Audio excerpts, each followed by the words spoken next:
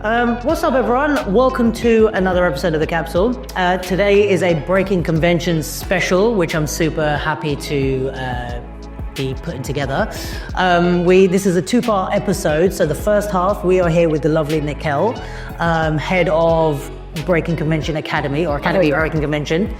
And then the second half of this podcast is going to be with the 4 artists who are presenting at Back to the Lab. So definitely listen through to all of it. You're going to learn a lot about the Academy and all the exciting things happening at Sadler East. And then obviously you're going to learn a lot about like the pieces and the individual artists. They're performing what will be this Saturday when this comes out. So definitely check out their work as well. But first and foremost, let's start with Nicole. How are you, first of all? It's open day today. Yes. So retrospectively, we'll be looking at this. But today is our second open day. We did one in November, now it's January. And this is also Sadler East's first public footfall walk. So from this Thursday, we've opened the You Are Welcome doors and had people just walk in. Yes, I did see when I came. I was like, I'm not used to this being open and available. So it's amazing. Yeah, it's a real the building in action week for us. Yeah. So it feels really lovely to have our second open day fall into downstairs now coming on. The dance floor's finished. Yes, all of those other bits. The building is done. Yeah. So to have this part, and we've got returners come back. It's also lovely to just have them see it twice. Yes. And moving towards us opening. So before we start, obviously we are in Sadler East. Yeah. Can you kind of tell me what is Sadler East? For anyone that doesn't know and is going, Sadler I thought that was an angel. Yeah. Where are we? What's this building? Yes. So there are 4 venues of Sadler's Wells. Sadler's Wells has 2 buildings that are an Angel. Well, technically it's 1 building, but joint. So Angel, which is the stage that has the larger platform, that is the one that Breakin Convention usually does their showcases in. Alongside that in Angel, there's also the Lillian Baylis studio. That technically are 2 venues separately. They have 2 venues in Angel. Then we have another venue in Holborn, the Peacock. Yeah. And now this is the 4th venue that has newly opened in Stratford in East London. Let's go Stratford. And so is there a particular kind of thing that lives here that won't live in Angel, or is there a way that they kind of spread out what work goes where, or is it kind of just whatever? Good question. So part of my role, John-Z's role, Michelle's role, is that we also sit within artistic planning for Sadler's Wells. Amazing. And what is the benefit now of having the Hip Hop Theatre School here is that we will now have hip hop over 2 venues, whereas Breakin Convention usually are Angel based, because ABC are going to be based in Sadler's East. There's hip hop across both, but also in terms of the programming, I would definitely say each venue has a clear identity, which in the rebrand, the colours have changed. Sadler's is green and East. Yeah. But I think the programming for here is tailored to the people, the locals of this area. So it's a younger demographic. It's a more diverse community here. In terms of the kind of reach of shows, it has to speak to that. But also the building has to feel welcoming for that demographic specifically, which is something that we're really keen on as an academy, because now this is also Sadler's first venture into education. And not as just a project-based thing, which has happened with NYDC historically and Breakin Convention's youth projects, but as a formal step of educational journey. So now it has to think about systems in a very different way because there's a school in the building. It's going to be a different ecosystem here. Yeah, a different vibe completely. Great, I love that. And just on the building side, obviously you mentioned the dance floor, which I walked past. I think we spoke about it. You were the first person that told me about it. But I've heard about it, but like walking past and seeing the kind of foyer space, it looks really nice. Obviously people definitely need to come down to Sadler East and have a look around. Can you give us a kind of quick whip round of like what's in the building, the different features? We can do a walkthrough if you want cutaways for it. So building-wise, it's a mid-scale theatre. So it's a middle ground between Lillian Baylis and Angel. So seating-wise, it's 550. So it's slightly more intimate. Right. But what is also nice about the stage downstairs is that the seats can go all the way back. Amazing. So you can use it in flat 4, which means that our opening show at Almighty Groove, for instance, is a club after a part of the show, which I'm not going to reveal. Yes. But it means that the space can really transform mid-show. Amazing. But also you can use it as a really big space if you wanted to do more immersive theatre, more kind of close contact to the people kind of work. Great. So that's just the theatre, so it's kind of more intimate. Yeah. But it still has the same technical capacity as Angel. Okay. Wow. So it does all the things that Angel does, but it's closer to the people. Nice. Then also we have Studio One here, which has the same technical setup as the main stage. So when you're a rehearsing company in the building, you'll have technical access to exactly what will happen on stage, which means when you're transferring work, Wow. it's easier transfer. So you could be in the dance studio rehearsing and have the same lighting that you would have to test it out. Wow, that's brilliant. So for testing space, Yeah. as an artist myself, to develop work, usually what happens in the rehearsal room changes when you bring it to the stage. Massively, yeah. And a lot of the consultations, from what I understand of the building, has been consulted by performers and dancers and people in the scene. Was it you that told me that that I think that studio is like the same size as the stage? It's the same size as the stage. So you can walk in and like all the spacing, everything is the same. So literally, that means take the floor. What's here? What's here? What's the prop there? It's exactly the same. Yeah, that doesn't happen often. No, and having made work and transferred work, a lot of what it is for performers is adapting the work, which is a huge super skill. Yeah. You should still learn how to do that. Yeah, that's 100%. This ain't gonna happen everywhere. It's not. But I think one of the benefits of having a new space is that you should design it with the people in mind. 100%. And co-design Yeah. is, from what I've seen of the spaces here, it really caters to, I don't want a mirror. One of our studios don't have a mirror. Some have ballet bars, some have no ballet bars. Our hip-hop studios don't have ballet bars. Amazing. And they're really big studios, so there's a lot of space, there's natural light, so you can see literally that you're in Stratford. There's not really a divide in terms of like West Ham Stadium is out of our windows. Yeah. The area is amazing. It's really naturally lit, and also the lighting's diffused light, so it's not this like hard beam. What time of day is going on? You actually are kind of a bit less in the sensory overload, because I'm sensory heightened, and that all day is just a lot. And all of the studios really cater to different kind of needs in the space and how we can kind of facilitate creation, but comfortably. Love that. We have 6 studios, Wow. and they're named after those people who I'm not going to butcher the ones upstairs. I know our names. Cindy Campbell is our Studio 5, which is our biggest studio, because mother of hip-hop, she's got to have a bigger name. And then we have the Legendary Twins, which is our second studio. Have to pay homage to the roots of what it is. Love that. That's the names of our studios. And then where we currently are is called the Collaboration Space. And this will be kind of where we co-plan. It will be also where we have sensory breakout for people kind of processing needs and just time to move stuff. Love that. And then where we have like our meetings and our serious conversation, if there's any need for that. I think it's great. Yeah. But yeah. And then downstairs we have the restaurant. Floor. So this floor, student zone, tables. Then we go down one, there's a cloakroom. Yeah. Going down a second foyer area. Yeah. Foyer area has 3 things happening at once. So in the well, that's kind of your grab and go cold things that you can have. Toasties, I think, exist there also. So it's slightly like sandwich, grab and go-y stuff.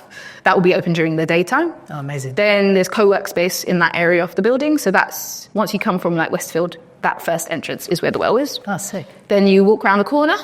On the corner is the dance floor. Yeah. And the dance floor aim is that it's going to have some programming. So we'll have some pre-programmed takeovers, floor is yours sessions. And Natasha Anderson, the community engagement, leads on the programming for that. But she's partnering with a lot of us to do takeovers. So we have a hip-hop theatre takeover soon. Great. And what's special about this is that it also will have what I'm really excited for, being like the tail end of the Trocadero era, come be situation. Amazing. And space is one of our biggest costs as performers. Yeah. So to be able to know that this is a space you can come work, you can come have your meetings, but also like not pay for space and make things is really quite exciting. And is that like with the co-working and with the space, is there any type of like membership, or is it just anyone can walk in and just... Walk in. Amazing. Walk in. And that's what's quite exciting, because like any new thing, you got to see what that works like. Yep. So we'll have co-working, grab and go lunching, dance flooring, going on. And the dance floor has a really unique thing under it. So it has like a hydraulic system, so it can lift. So if we wanted to showcase, community showcase can happen on the bottom floor. So it can kind of platform, and then you can see it around. When I talk about exam jam, that will come into there. Yeah. And then you go around the corner, there's the park kitchen and bar. And that is kind of more dining, plate food. Yeah. You still have like the odd sausage roll and stuff like that there as well, but it's like plated food for the most part, and you could kind of also co-work there. So that those three things all happen on the bottom floor. Oh, that's and then technically the theatre is below ground. Oh, is it? Because for the depth of the flies, Right. it goes below. So technically you go downstairs from the foyer to the theatre. And that's the whole... Oh my God, that sounds amazing. I love that. And yeah, I mean, the dance floor space, especially like you mentioned, like Trocadero, like that's such a great space. And I think that also speaks to the kind of, like you said, the building being made with the community in mind and stuff like that. That's going to be cool, I think, and it's a great area for it in Stratford. You know, we're not far from Westfield. It's like you could just pop over, train a bit, whatever you need to do, rehearse, stuff like that. Okay, love that. And the building sounds amazing. Definitely urge everyone to come and check it out for yourself. But let's talk about the academy, which is another exciting part. So Breakin Convention have their academy within Sadler as well. So Sadler's have their 4 venues, and then the academy is operating within this venue. Yeah, okay, so it's breaking 2 things. Yes. So Breakin Convention, Academy Breakin Convention, technically are 2 different departments of Sadler's Wells. Oh, interesting. So Breakin Convention has always existed under Sadler's Wells' umbrella, alongside kind of learning, engagement, etc. Yeah. Digital stage, they're all separate departments, position and touring. But then Academy Breakin Convention now are our separate department, inspired by, obviously, Breakin Convention. Sure. But we technically sit under learning and engagement. So it's almost like a kind of sister company as opposed to a Breakin Convention. Like, we're not the child. Yeah, we're the sister. That makes it very clear. Okay, cool. Yeah, great. So there are obviously crossover points. Of course. So for instance, our team, we went back to the lab to kind of facilitate CPD stuff. Yeah. Where there's engagement, youth projects between Shay's stuff and our stuff. We ideally want to create a pipeline where they engage with Shay's youth projects, they train at ABC, that then feeds artistic programs like Back to the Lab, Open Art Surgery, so that there's a foundation behind those artists before they do professional development. Yeah. And then that should feed the quality of the art that happens on Breakin Convention stage. So we're kind of creating, if you were a young person really interested in and keen, early getting what's the taster of hip hop. Yeah. You train and go into more depth at ABC and then understand that underpinnings also a theatre, to figure out who you are. Then do professional development. That kind of pushes you in your artistry. Yeah. And then you Amazing. Professional do you Yeah, because I guess at the moment it is kind of like Wild West professional development. It's like there's a few people that like luckily they have like UEL or some of these other places that are somewhat doing this education, but a lot of time people that are walking into, I mean, I've done it myself, but like walking into Open Art Surgery or Back to Lab, it's kind of like, listen guys, up until now I've never worked with a mentor, I just tried this, and we're lucky that some of these artists have shone through regardless, but with a bit of a streamlined education, hopefully, like you said, improves the quality. That's amazing. And also you have to understand, I have to also speak from my own experience, I didn't have a father that said, do the performing arts thing. So unless you were a proactive child that said, you know what, I'm going to hustle and do tutor here to get subs for this and do that and then find mentors. I've been an independent artist all my career. And only in 2017 did I join someone else's thing. That takes a while. And also the confidence to join someone else's thing, get through, audition and do all these things. So it's also why the academy has to be free. Because the biggest barriers also for entry for a lot of performing arts schools is cost. Very true. So hip hop is something that is ultimately something you can train in other areas. I am a testimony to street mentorship. But also the quality of both is important. And being able to have an educational space that fosters that community, but also has integrity and respect for that, not just exploiting it and throwing it in as a cool thing, that's vital. And the way we've also developed the course has been with those people. So we started developing this course from scratch in 2023. Right. The idea of it was pitched in 2019, from what I've understood. But in terms of the kind of educational underpinnings, it started in 23. Yeah. So when we started developing this, it is also thinking about translation. How do we do our hip hop things, but explain what we're knowing is practice as pedagogy? They're the same thing. Yeah. And my team's responsibility is how do we translate to both worlds that there's value in both, but also even if you didn't go the educational route, there's fantastic practice happening there. So we've actively, we have a talent pool of emerging mid-career artists who do all of our outreach and workshops. Because if you don't get the opportunities to do the things, how do you get the CV credit to say you're established in these kinds of spaces? So we feel a great duty and responsibility to keep offering CPD, training, explanations of those two things.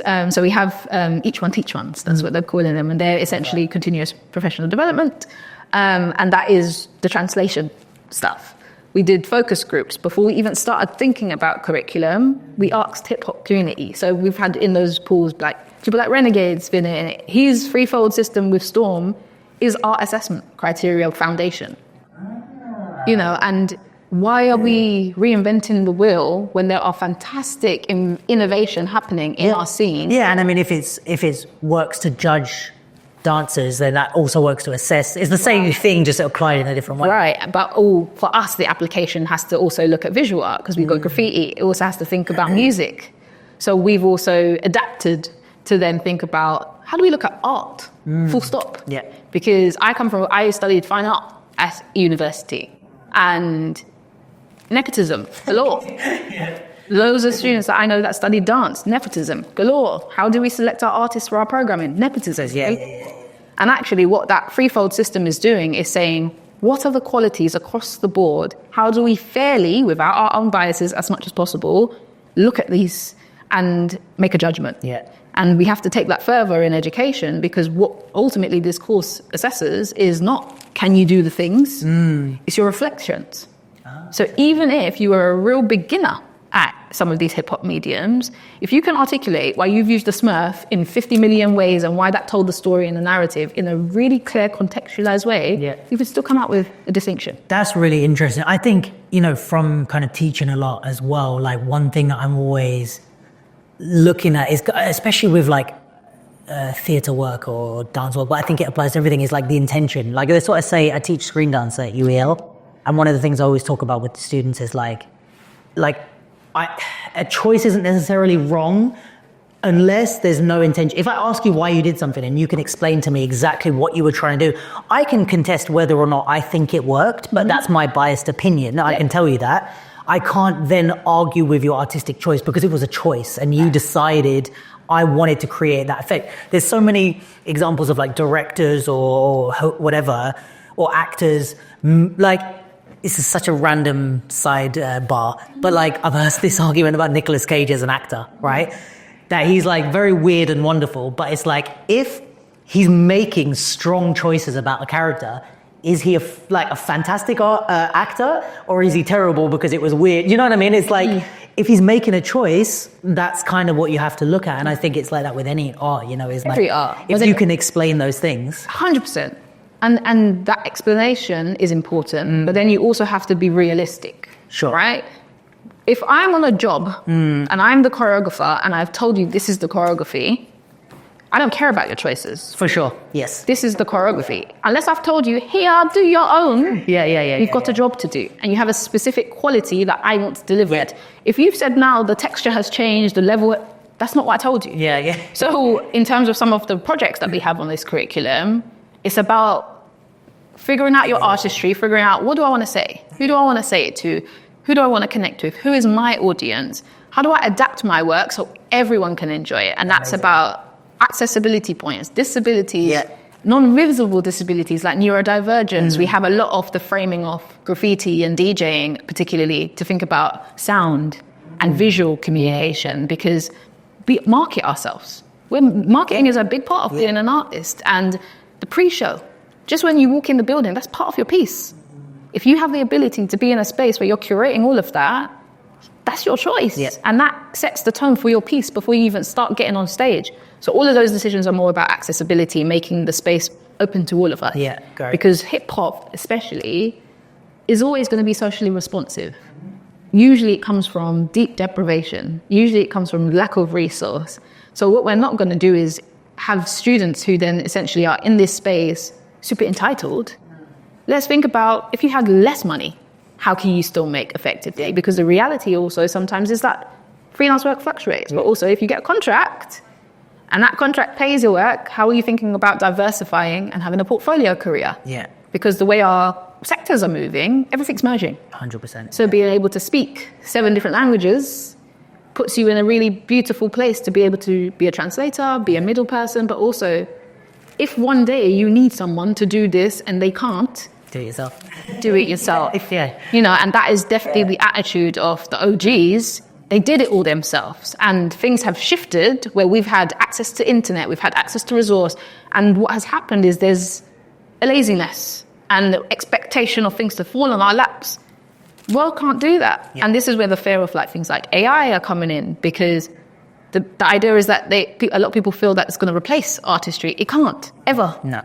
But it does take us to understand what is that being used for? How can we integrate that in our practices? How can we integrate those things to minimize our workloads, make things more efficient for ourselves, but also aid our creativity? So it's also thinking about what has happened, taking the attitudes, the drive, the get up and do it of the OGs, the technical and resource capabilities of that middle era, which I'm a 90s baby, I fall into.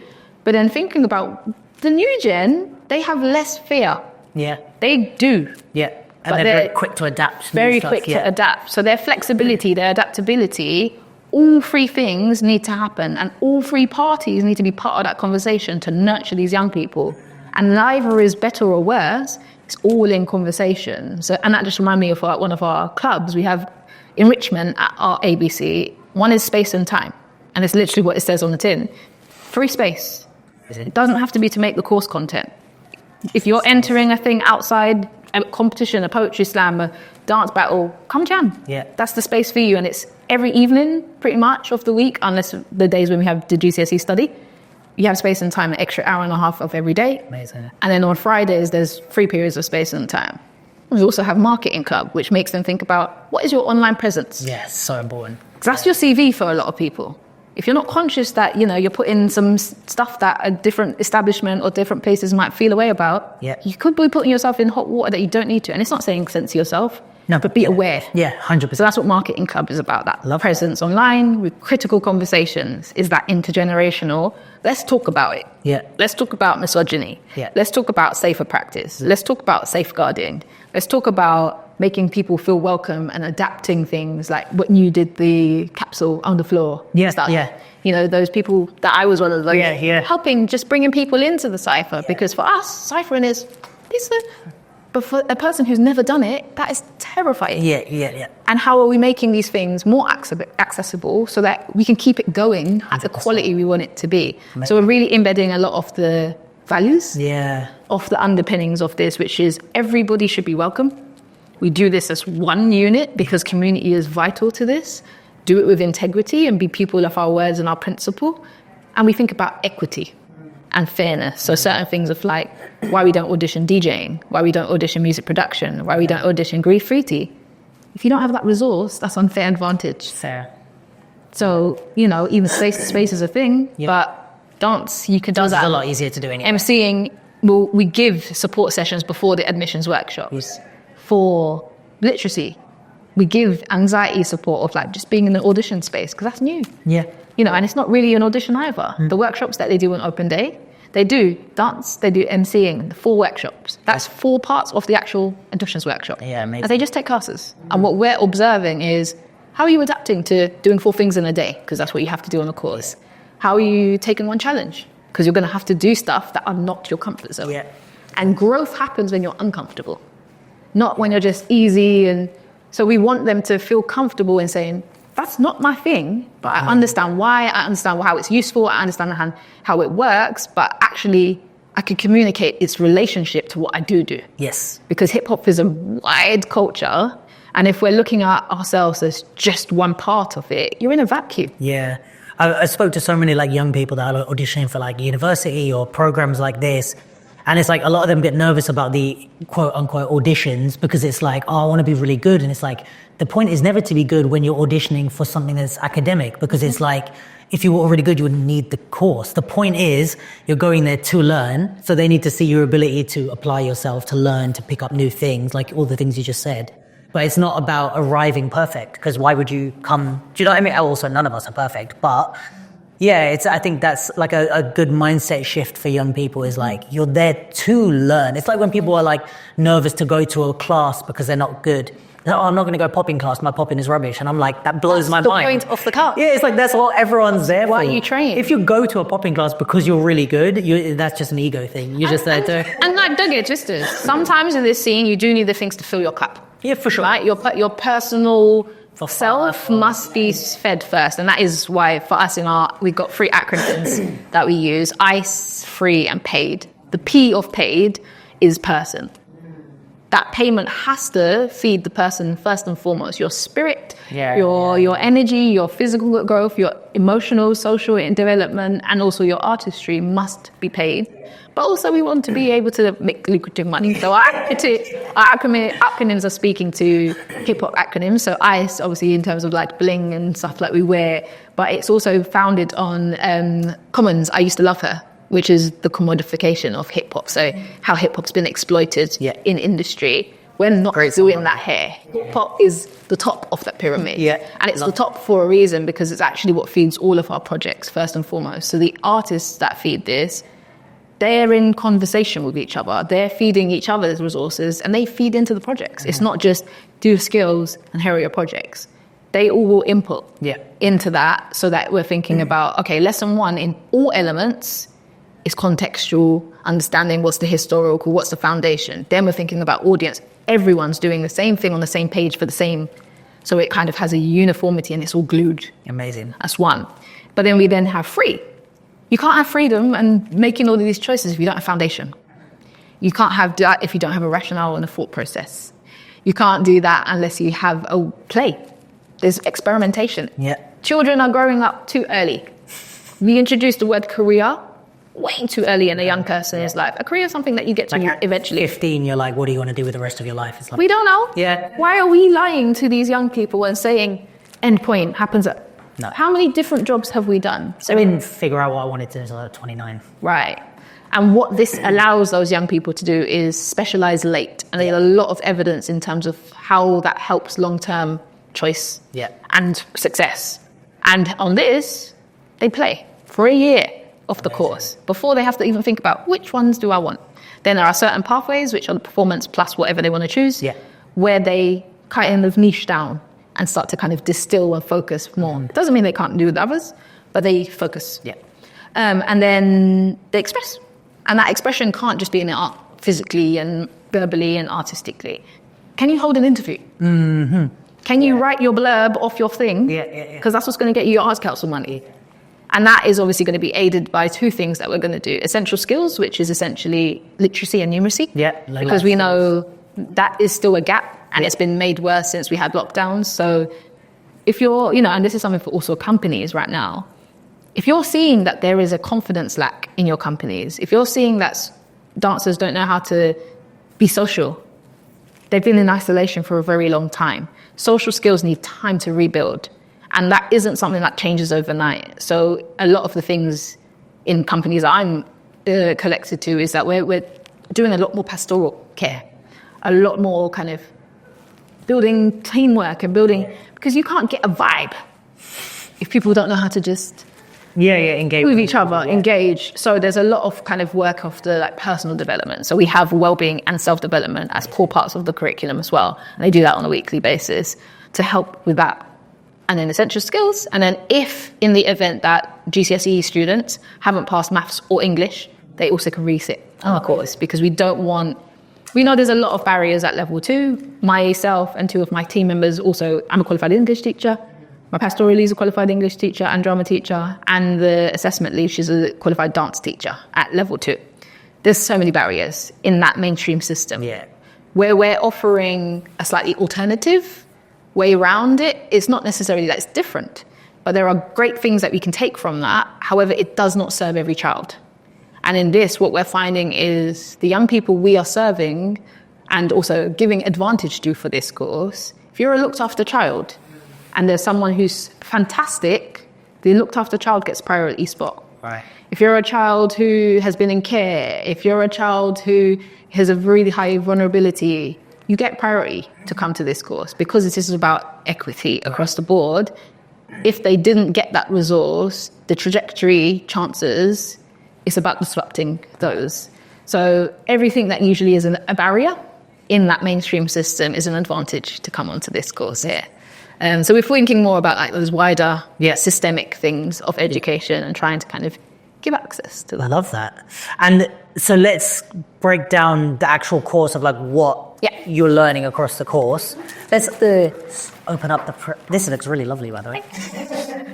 So project-wise, yes. Over the 2 years, students will study projects-based, because that's how we work in the industry. We don't really do unless it's one job. Sure. We work project to project. Yeah. So we really want them to get used to spinning plates and juggling things at the same time. So in year 1, they do 4 projects and then their final major projects. Final major projects are the assessed parts. Got you.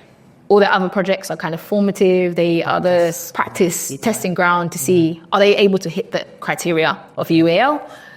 So first project, hip hop through time. 50 years, what's happened, key things, pivotal changes in each art form to kind of get a grounding of what hip hop is and what theatre in that context is.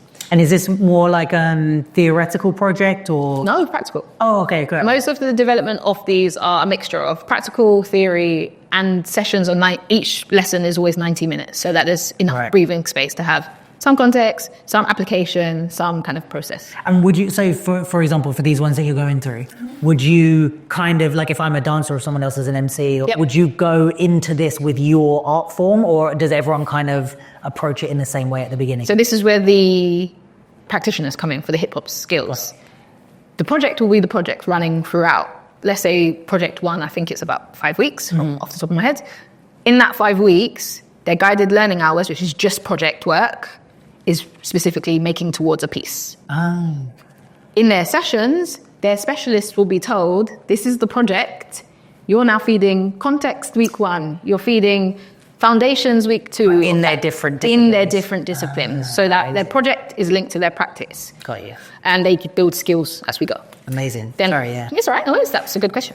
And then project 2 is a remix of a classic. We're using the word classic very loosely. What we do see a lot is like remixes of Shakespeare, remixes of stories that are definitely Western. Mm-hmm. There's a lot more original stories. So what is your classic? Are you going to ancient Mexico? Are you going to African proverbs? Anything of a classic with a hip-hop lens is their project for that one. Then we have project 3, which by then they should kind of know what theatre is, what hip-hop is, start thinking about audience as well. By project 3, they're thinking about hip-hop as a response to social issue. So it's called Breakin News. Yeah. And they have to pick a theme or social issue happening in the world at the time and create a piece around that. And we'll be doing that in partnership with Hackney Empire. So amazing. Sneak Revell.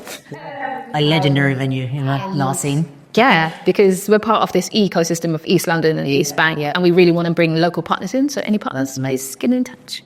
And their young producers will be kind of supporting that to think about producing the work. So it will support them in terms of their development application elsewhere, but also in terms of us having them thinking about hip hop as a responsive tool to society, which is always been. Yeah.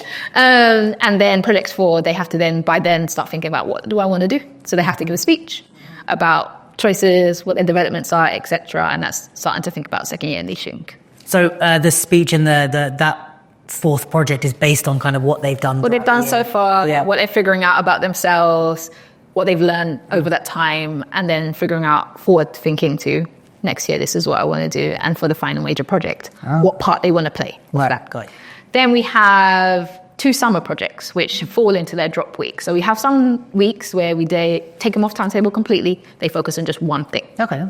And in year 1, they're doing a pre-Breakin convention warm-up piece. So the week before Breakin convention, there'll always be something in East, ABC stuff, to warm up for BC next weekend. They'll be working on that piece. In year 1, it's like introduction to us, the people of ABC. Then we also will do final major project. That's the assessed part. In first year, that's a production, a hip-hop theatre production.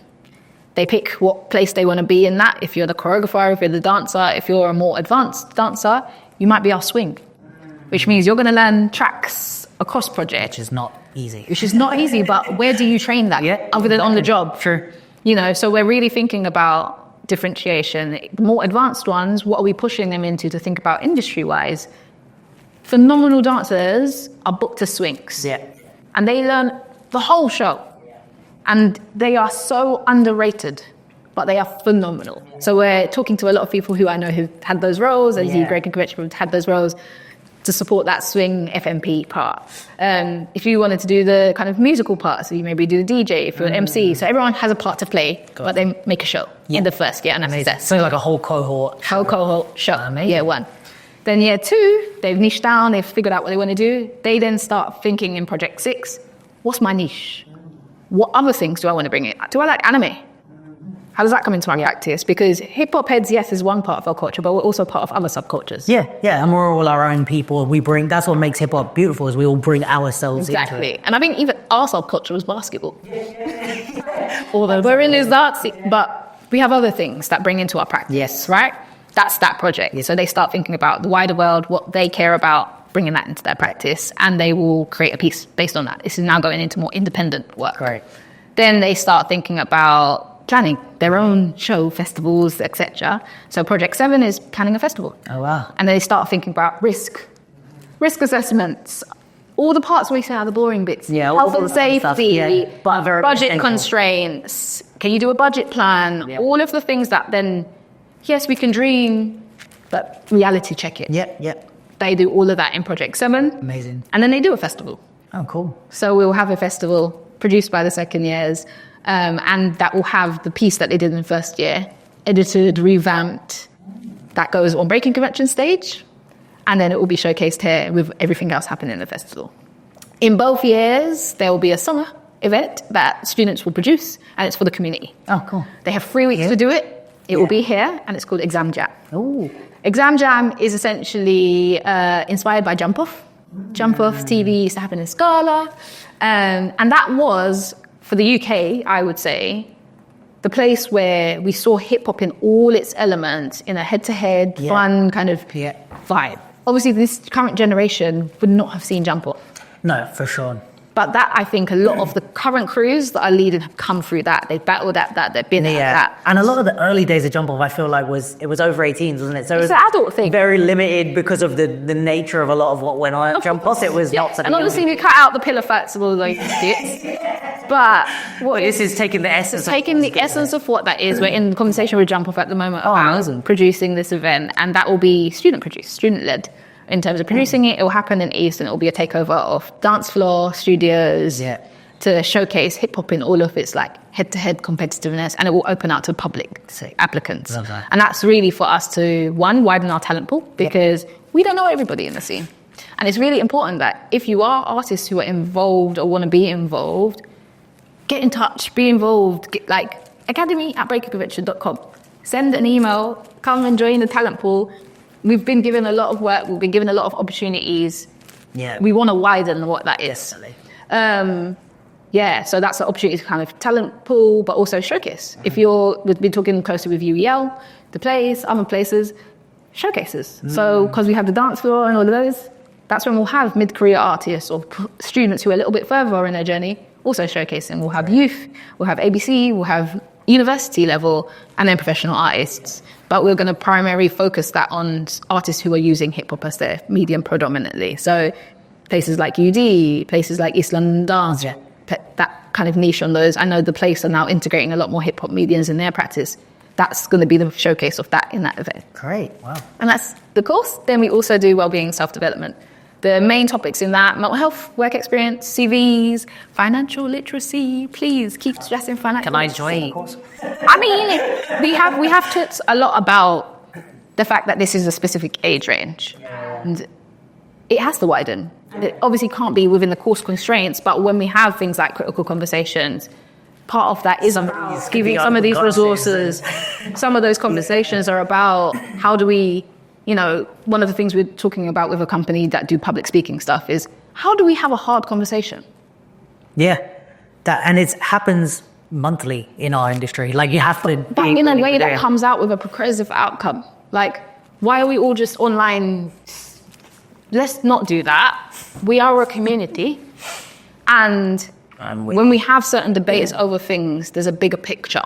We are being observed. Yeah. And we have to also think about that big picture for us as a community How do we move things forward? Yes, shout out the things that are not right. Please do that. But also, what are we trying to achieve? Yeah. And for the big picture, I think it's really important that I and my team are giving as much training, as much resource, as much translation, so that our teachers, our practitioners can go into spaces like institutes, can go into spaces like education facilities, know what they're talking about, but also be able to talk their language, not feel like they have to bend themselves to fit into these spaces, because those spaces also have to adapt. And that's something even for me coming into this space. Like, I've been an independent artist. I'm very specific about the places I put myself into, and things have had to adapt, and they will continue to adapt. And because it's new and it's, going to keep revising itself, we have to, tweak and change as we go. But if you come to the space and you're like, that's not right, give us feedback. Because we're in positions that we can feed that up. And if this space is doing what it's been told that it's meant to do, it's for us. Right. And all of us. So if there's parts where we're like, there's a jam, come and let us know what you and think. let us know and give that feedback so we can change it. And a lot of these things only get better in practice. Like, it's with any project, any festival, it's like you can always have the plan, you can always have it all written on paper, but until people are in the space doing it, you might be like, all right, this needs to fix, and you get that feedback from someone actually in the space. It's kind of how it works. So that's the nutshell. Amazing. And with the different kind of disciplines, so you said you don't audition for graffiti and... It's graffiti, music production and DJing. We don't audition them. Right. Meaning that what are the ones that you do audition for? So we audition... it's not really audition. We call it admission workshop for a reason, because the audition word... Yes. So in admission workshop, process-wise, apply, they go on the website, they send up to 60 seconds of themselves doing a hip-hop thing. And what we're looking at through the threefold system is their choices, physically, mentally, soul. Love that. And we're looking at what they are doing, not what they're not. We don't care if they choose to do it in a different accent, if they choose to do it in a different language. Not our preferences, don't matter. What are they doing? We're rewarding that. Then they also write, or they can record what they hope to develop here. Great. And why we ask those two things is because we also want to listen. I cannot pretend I know what every 16-year-old wants. And any person who assumes we know what each other, we're not mind readers. And even, yes, I am young, I'm in my 30s now, but they're a different generation. And we have to listen. So everyone who applies, what do you hope to develop? And that's for us, so that every April, once we've done our recruitment, we tailor. And right. These projects are set. We have this many students who want to do this. This many students want to do this, we start saying, okay, this needs a more heavy focus on that element. Because we've got a cohort that said, we all want to do choreography. Why would we then focus just on have to have choreography? So every April we'll revise based on the people who apply. That's the application process. Once you then apply, you go through shortlisting. Shortlisting is essentially half of the team would look at the writing, half of the team look at the video. The videos are looked at only by hip-hop specialists, and we have every element of hip-hop specialists doing shortlisting. So they grade individually. We get them all together. As like an aggregate. As an aggregate. And then the video is assessed by 3 people. They grade all together. So you have 10 judges of shortlisting. And it's for feedback and CPD and development for when they're on the course. Because what is written, what the judges say, is also, if you didn't get in, because we only have a cohort of 20 every year, that's constructive feedback from 7 experts in this field and 3 experts who kind of look at your literacy, what your aims are, who could say, you might not get on the course, but you might have some mentorship. We'd advise you to go to this class. We'd advise... So you're getting that support even if you didn't get into the course. And transparency, 2024 is when we went to start. So we did that this year. And we offered 9 young people support all year. Wow. A lot of those young people are now in films with Sadler's Wells, are part of that Mighty Groove opening cast. Some of them are now joined companies that we're affiliated with, because what's the point of being a network and affiliate company attached to all these things if we're not going to support the young people that are coming towards us and building that ecosystem? So that's why that shortlisting happens, to kind of accumulate. That doesn't dictate them getting in or not necessarily, unless they got like zeros across the board, then it's a pastoral concern. So if they are kind of not able to do everything, we've called that parent and say, this is the scores that have come in, let's have a conversation. If they feel like it will still be beneficial for that young person to do the process of the thing, just to complete it, fine. We have that conversation, but it has to be about care first. because the experience of being in a process is important too. Yeah. But we would have to have that call at that point. Then they get a letter. That's a conditional offer based on if they get the grades and coming in. We then give them support sessions. Support sessions is anxiety support, essentially, performance anxiety support for the first hour. Then they choose MCing support or dance support. Wow. And they have 6 slots that they could come to. Okay. And that's before admission. So for even the actual final admission. And then we have the admissions workshops, which has popping, breaking, hip-hop, social dance, MCing workshops. Popping, breaking, hip-hop, social dance workshops. Yeah. They perform their own MC. Right. Which is up to 6 seconds, not a long thing. Yeah. And they have to do it once to music, so we can see rhythm, and once without, so we can just see them talking. Yeah. But that also levels the playing field of if you're a rapper, if you're a poet. Yes. Rappers are poets. You both are, both are. But a lot of the time, because you're in the music, you forget the words and the monologue-y. And there's not, I don't want to say restriction, but with if you're a spoken word artist or a poet, you can play with rhythm and dynamics to that you might not be able to because you have to stick to the music phrasing. Yeah. Whereas with that side, you might be able to be a bit more free. So, 100%. Yeah. And even if you didn't change your phrasing, what is really, and this is where I'm a poet, that's my thing. Right. I'm really excited for the MCing part of this course because it's essentially them extending what they've already done at GCSE, them extending what they've already been doing since primary school, right? But thinking about that as an artistic choice. Can you write things and deliver the same line? So even if it was like, I went to the shop, I went to the shop. It's a very different delivery to, I went to the shop because it's on beat. Right. And them knowing emphasis, them knowing stress, them knowing meter will improve if they want to rap. Yeah. But it means that they can be in a drama room. That means they can be in a theatre script. That means they can, and it just widens the application of that hip hop. There's even a lot of like hip hop theatre dance pieces that use voice in it as well. Yeah. All right, and then you can go into advertising. You can go to so many other realms, and that's really the aim for this course. Progression here is not about being just the hip hop performer. How can you apply the skills you get from hip hop? Yeah. That yes, you can do the performance in it. But also, can that go anywhere else in other industries, other sectors? You might be a rapper, but you're a writer. You could then do copy.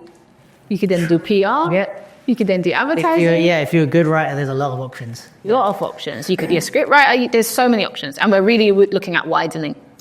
Because the sector we're in right now and the scene we're in right now in the world, employment-wise, it needs to be able to, you need to go other ways. Yes, definitely. So they do those free workshops, MCing, they perform, and then they do a drama task. The drama task is not to judge whether they're good at theatre. The point of the course is that they excel theatre a bit. Yeah. But it is to see if they can apply what they did in the workshops to a task, because that's what the course requires them to do. So if for them, they've learned one move in those admission workshops, absolutely fine. Yeah. That one move, better tell the narrative prompt that you're being given. And how well you do that and the choices you make is what will be scored and what will be awarded. And the ranking system from shortlisting and from admission workshops comes together to create our top 20. Right. And even if ABC, like I mark for MCing this year, I don't mark the writing. And we can't see each other's. They're blind and made sure IT has like blocked us. Literally. So they're all independent. It's all independent of each other. And even on the day, like I will observe the MCing, but because I've scored already, I can't score again. To really minimize waiting. And ABC's waiting were outnumbered.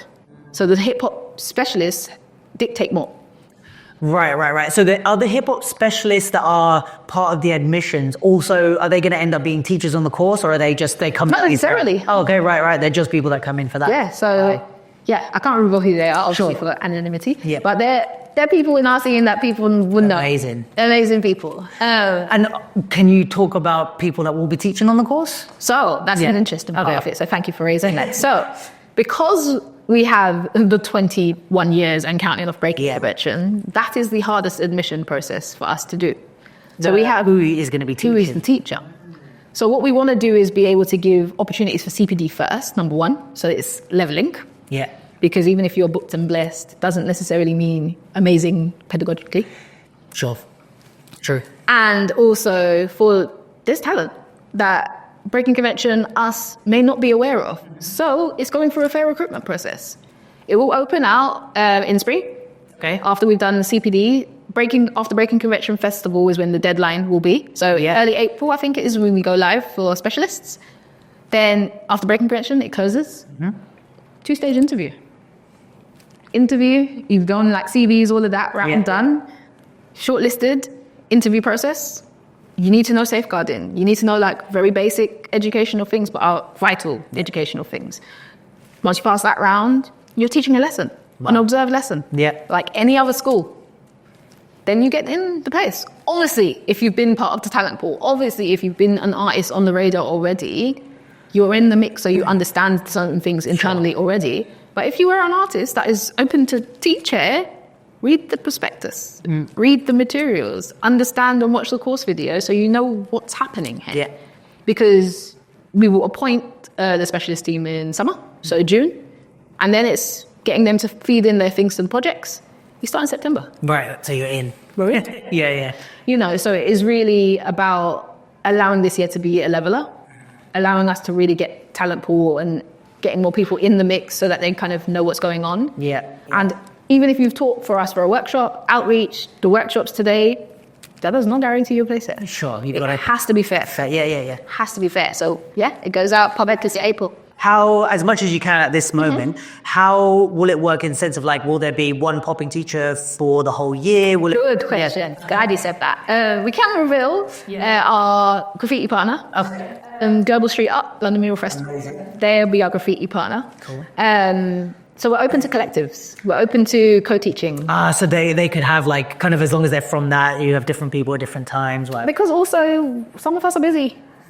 And what I'm not going to do is hire someone who suddenly is like, I've got a booking. Absolutely not. The priority has to be these young people. For sure. So if you know one day, collective application. And I think the hard thing also is like sometimes it's not always that the good dancers are good teachers, as you said, but like also it is nice to have teachers who are active.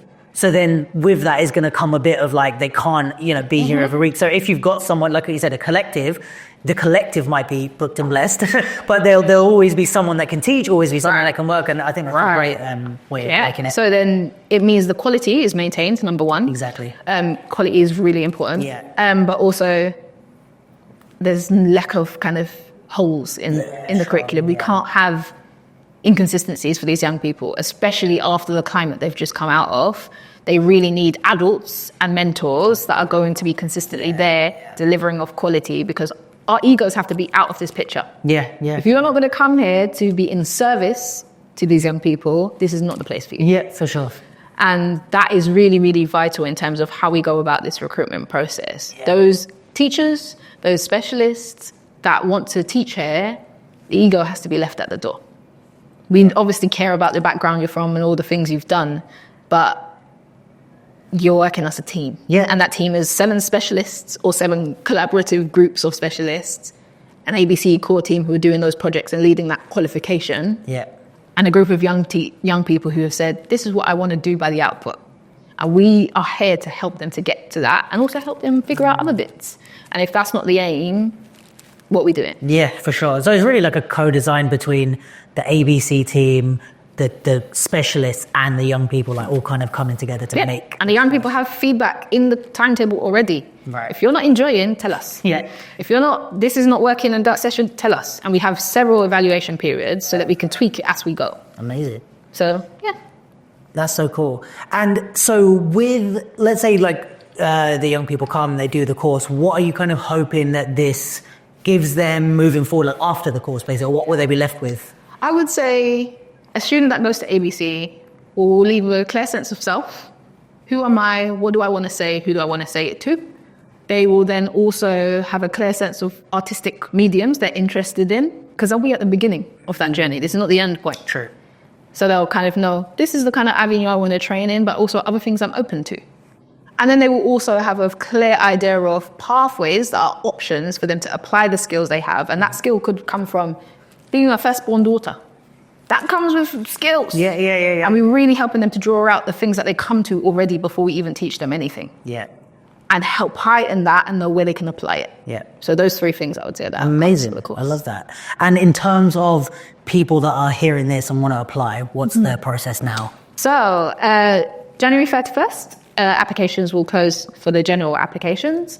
academybreakinconvention.com. Go online, fill in the form. It doesn't ask for any kind of specific sensitive information about you, bar like your name, a contact detail, and if there are any kind of additional needs so that we can cater to them in the whole process. And then send a 60-second video. It can be a TikTok. It can be you in a competition. It can be you at EDO or wherever else. Also, it doesn't have to be like something that you made for. It can be just of you doing something. You doing a thing. Which in this day and age, with social media, we all have. We all have. Especially Please don't think like it has to be self-tape.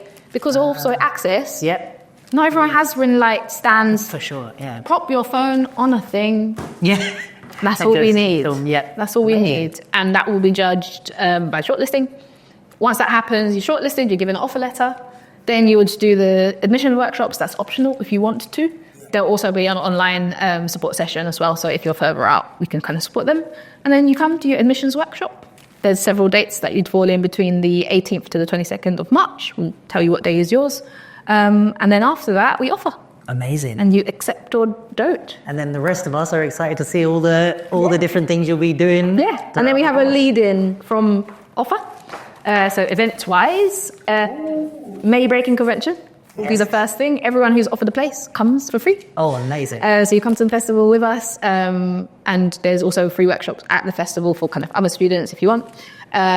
So we watch Breakin Convention again with us a cohort. I'll see that. And then there is, after May Breakin Convention, we then have, what's next? Let me just read it. So May, then June. We have July Exam Jam, which will be here. When it's on the course, it will be in June. But this year, we don't have a cohort yet. Yeah. So it will be July, part of the Youth Festival, happening in the East. And then in August, we have summer sessions. So the 4th to the 8th of August, 5-day project, make a hip-hop theatre piece by the end of the week. We did it last year, August, in 4 days, because the Olympics was the Friday. This year, 5 days. Big step away. But that was a lovely year. And then, by the end of that week, make production. And then it's enrollment after GCSE results day. And September, we start. That sounds amazing. This is really exciting, and I'm like, it's so exciting with the the academy, but also like the new building, and it's like it really feels like a whole new world in here, I think. So January 31st, general applications. If worst case scenario you don't get your application in by January 31st, we have a partner deadline which is internal. So that covers you going to for one of 4 things. February 1st, Royal Academy of Dance, break it down. Associate schools, we have a thing during February 14th. There's some taster workshops there. March Careers Week, ABC are doing something here March 5th. And then UDO. So UDO, the 7th to the 9th, will be scouting at Hip Hop International. We'll be doing an ABC Hip Hop Theatre workshop scout class, which has free bursary. Yeah. So you don't have to pay to get into Move It. You don't have to pay to get into a class. So please apply for that if you are further out. And then UDO Battleground, which launches at Move It on the site. I think I'm going to be there. All of those will be extra points to get into the kind of mix before support sessions start. Amazing. But January 31st, Sadler advice. We will put links in the bio of this podcast for people listening, but the best place is to go Academy Breakin Convention. Academy Breakin Convention. And then email address. academy@breakinconvention.com. No G on Breakin. Yes, Breakin with a apostrophe. Yeah. So if they have any questions, anything about the course that they're not sure, they can send an email. Absolutely. If it's not clarified on the website, then absolutely on the website. And in terms of popping down in person, they can kind of come and look at the building whenever. We're released. Yeah. So you can walk in. Cool. Yeah. And anything else that they should do or know? I don't think so. I feel like we've covered it. We've covered it. Yeah. Well, obviously, if there's anything, if you listen to this whole thing and then you still have a burning question, I can vouch for the fact that Nicole is very responsive on email, is very easy to talk to. So just send an email and be like, hey, wasn't sure about this, listen to the podcast or whatever. Or write in the comments, I'll send spring cheeses. We'll co-post it annually. Yeah. Write in the comments at social media, YouTube. There's so many ways to get in contact.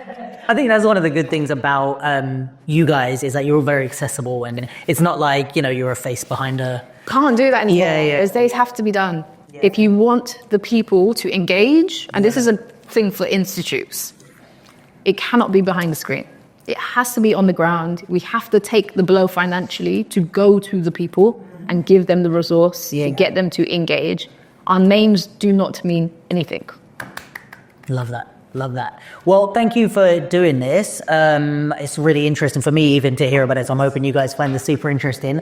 And not only for any young people that might be watching, but also like the specialists. If anyone's watching this that is a specialist in any dance or hip hop discipline, you also get in touch. And just also interesting from a wider community perspective. Like, it sounds like there's loads of things that we can come and watch, and even the dance floors. I'm like train here, and just a new sector to the community, which is great. Love that. Cool. Well, thank you guys for tuning in. We're going to move on to the Back to the Lab portion, so you can hear from the 4 artists who are going to be presenting work this weekend, or if you're here post the show, you're going back in time and hearing from them. But they're all wonderful. So yeah, we'll move over there. And thank you, Nigel, for being here, and catch you guys soon.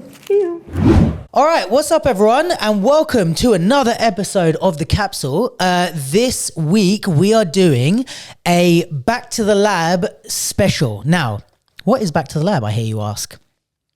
Back to the Lab is a program run by Breakin Convention. It's a professional development program where 4 choreographers get a chance to get some mentorship, do some work on themselves, but also on some work that they want to develop. And then they get to show it at the end of the week.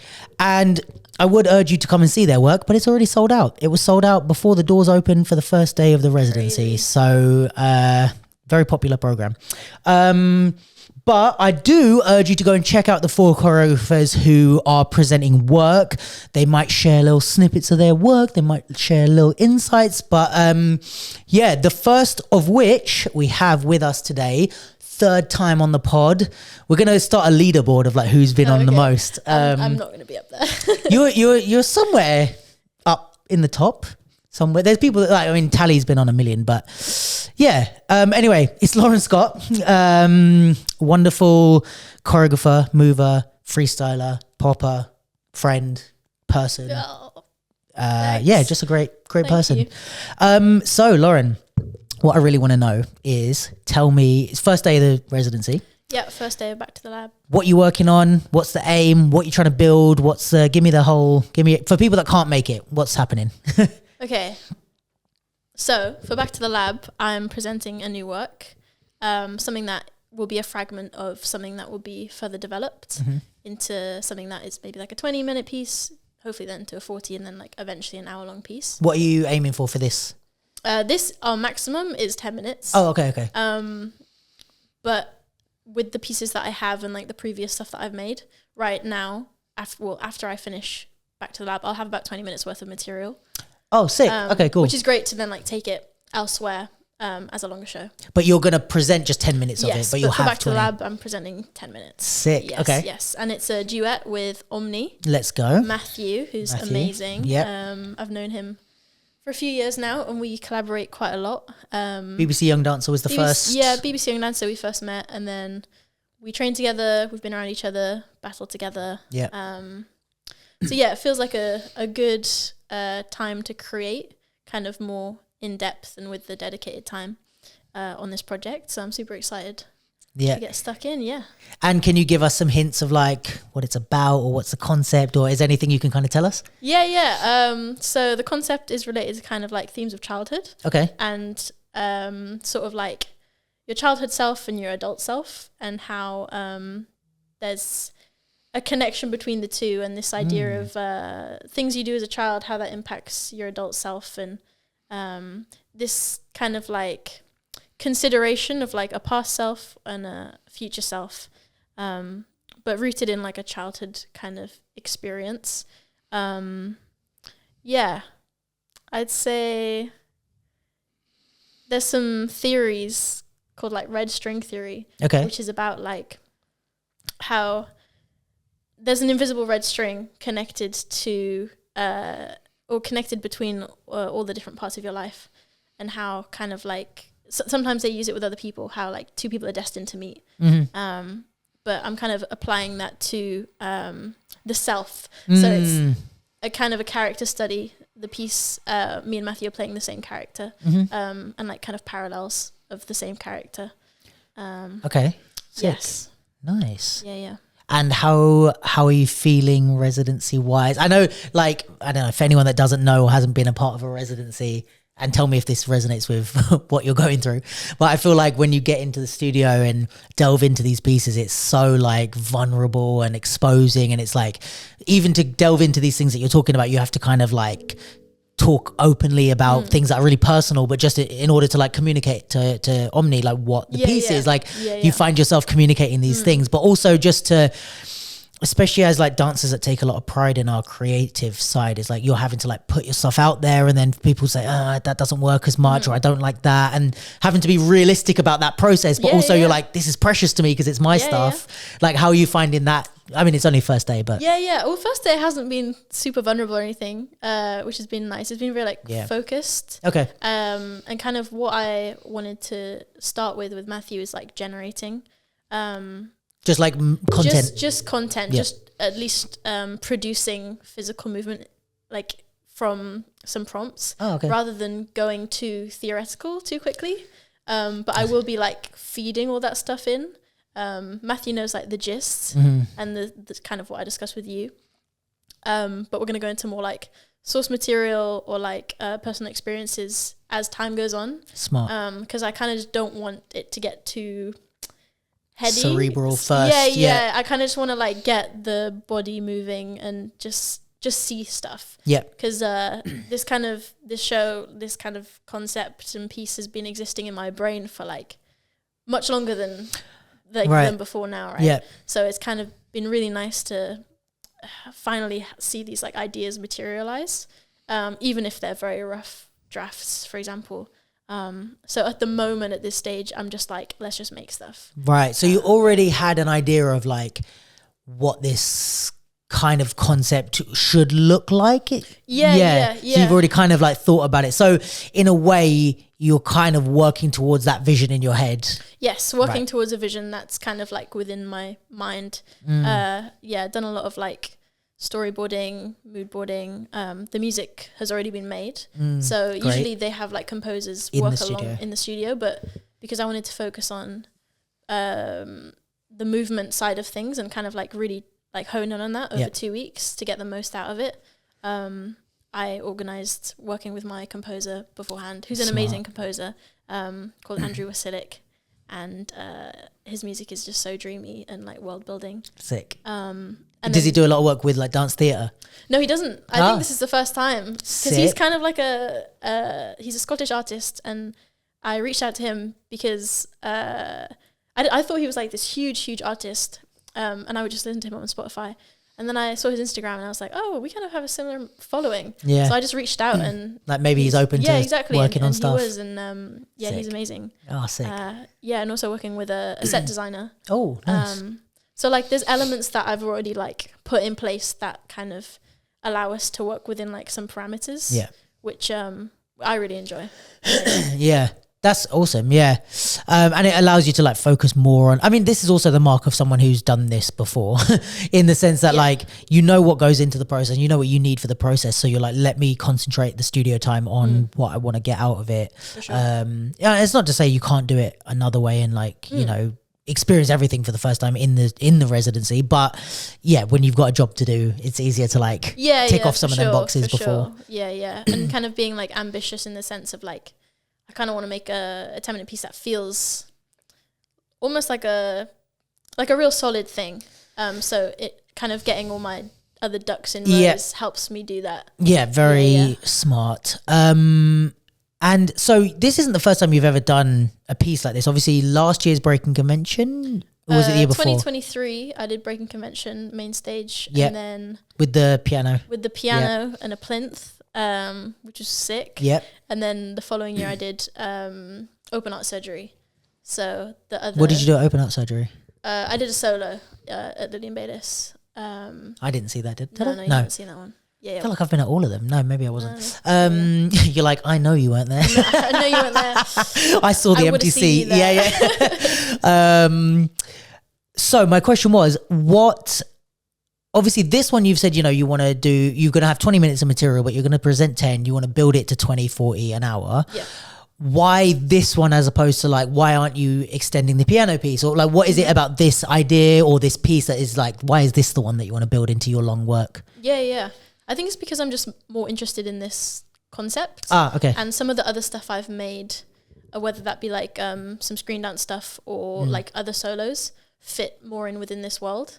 So in ways like there's other material that I have that could go into this bigger picture. So it's kind of like... there's like threads that connect other solos that I've done to this piece that could then be developed into like ensemble pieces within this bigger work. Sick. So in a way you are using previous work. Yeah. Kind of like leveraging things and almost like before knowing that, okay, when I make something, if it's a solo, let's make something that could potentially develop into like a bigger work. So you've already thought about these things when doing your other pieces. But before you had this idea, you just had like, you knew they were, how do I say it? Like thematically similar in like self and identity and like childhood play and imagination. So do you feel like going into this, do you feel like you've been kind of working on this type of idea across a lot of other, like almost without realizing, or? Kind of both. Initially without realizing, and then I kind of would start making things or like R&D ideas that felt within this world. And then this project feels more like a refined, dedicated version. That makes more sense, right? Ideas that have been existing for a while. And that's why this is the umbrella to put everything under, to push. To push for like a longer piece. Eventually. Yeah. And without asking you to be too vulnerable on your first day and in front of all people watching, but like, what is the draw of this concept, or like, you know, all these things you said? I guess you kind of mentioned like around self and identity is the kind of through line, I guess. And what is the draw to that? Well, do you have something that you feel like you're trying to get out or express, or you're drawn to, or like what's the connection with that? I think it's this idea, kind of again relating to themes of childhood and like what we lose when we grow up and what we gain when we grow up. And as adults, like what are we less of or more of compared to that kind of, in my mind, like the almost purity of being a child and like the imagination, essence of who you are, kind of thing. Of like who you really are, and how like as you grow up, kind of linked to identity, like how that shifts, or like how it's molded and changes, and like almost like this, there could be like this fear of like losing that sense of self that you have as a kid, and like when you're older, like longing for that. So that's also like definitely an element. Interesting. Which all feels related to like identity. Do you feel like that? Like that, like the kid, because you know, when you're saying that, I was thinking, and I haven't fully thought about this, so I might be wrong, but I feel like, I feel like as I've grown up, I've become more and more me. You know what I mean? Like, I feel like I wasn't me when I was younger. Like, I don't know about as a kid, and maybe there's something to be said about like when you're a kid, it's just, you have no choice. That's just the pure essence. But like, if I think about when I was in secondary school or even primary school, like, I don't think I wasn't in touch with who I was, or like and just as I've learned more about myself and as I've gone through stuff, I feel like now I'm the most me I've ever been. Do you know what I mean? Like, I'm real about stuff. I feel my feelings. I don't know. Like, I'm honest about things that I didn't used to be honest about. I don't know. Do you feel like that version of yourself is closer to who you were as a child though? Because that's the question. For me, I feel like as a kid, as I grew up and I went through school and stuff, I kind of veered further away from all of that, like essence. And then as I've gotten older and like learning to care less, I'm actually returning to being more of like that childhood instinct self. Like the things I loved as a kid, I'm doing more of now. But I'd say like when I was going through school, I did less. Yeah, I think it's hard because although, God, I mean, now I'm being, no, like, I just start crying.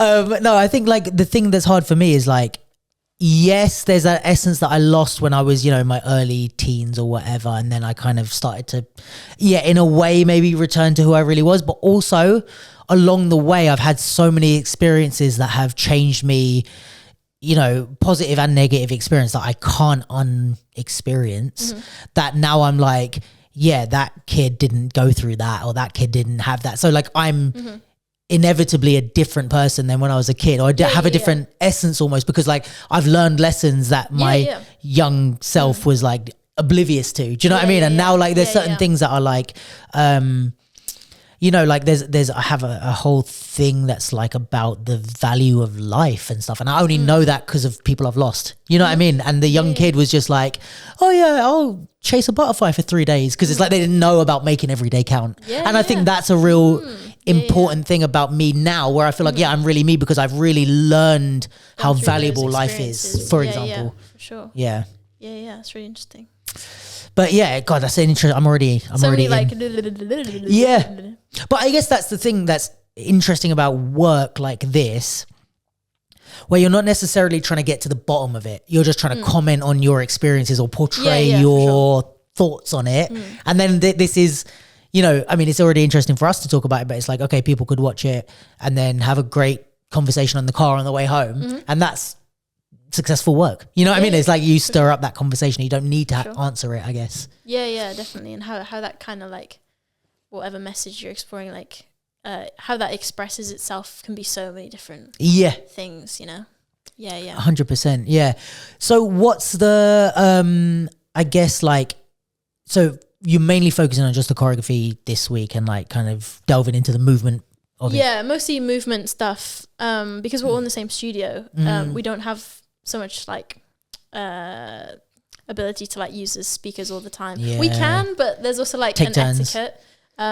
So I'm trying, whilst we're in the group, to just generate as much as possible, and then when we have that private space, be like, okay, this thing we were working on and this thing, let's do this, and then let's try it on the music. So it's a good challenge being in the room with like everyone else to like adapt and figure out new ways of working. Because I guess we don't have not necessarily the privilege, because it's a privilege to work with everyone else in the room. Sure. But there is like pros to like being alone in a studio. I think any artist would agree to that in any discipline. It's like just being able to dive in. Yeah, for sure. And sometimes it affects the work, you know, like in a good or bad way. Like who you're around when you're creating can sometimes really change a feeling of it and stuff. Sick. Okay, that's cool. I'm looking forward to seeing the work even more now. And what else was I going to ask you? So back to the lab as a concept. What are you like looking forward to about it? Like why are you excited about this residency? Or maybe you're not, but like what are you excited about with this? Yeah, it feels like for me, this Back to the Lab residency is like a real progression or like evolution of my sort of like making as a choreographer, because everything that I've done so far has been like solo work. So that's true. Yeah. Everything I've done has been solo work, which is great, but I've realized it's very different to kind of like operating more as like a company. So this is really exciting because it's more of the stuff that I want to do. Yeah. But I'm very aware that like it's more than just making the dance, when you have like to communicate to a composer, to a designer, to your cast, to like think about like how you can leverage the piece and inviting people. Like it's a lot more than just doing the thing that I had mostly done, which is like book studio space, make a thing, share the thing, and the kind of ratios between like dancing, emails, communications. Like it used to kind of just be like more dance, and I'm aware now, which is a great thing to be aware of, like the effort that comes from so many different angles. 100%. And also like hiring people to help, versus just being like a solo act. So it feels like almost like a company debut kind of thing, which feels really cool. And definitely what I want to do more of. Sick. Yeah, I mean, mate, even from the very first thing that you said, which was like that you're not diving too heavy into like the meaning and stuff and getting too cerebral about it, and you're starting off with like generating movement and playing from there. Trust me, I've seen way more experienced choreographers be way less effective. So like you're already like showing that you like have a grasp of this company work, and even these things that you're thinking about. I know people who should be thinking about these things that aren't, you know? And it's like, I think it's like already, I mean, you know, I've been like shouting your praises for a long time, but like, I think this is a great sign of like, you knowing what it takes to move into this new phase and often, as long as you're aware of what it takes and try, nobody gets the balance perfect, but you know, doing all these different things, I think you're going to do a great job of it.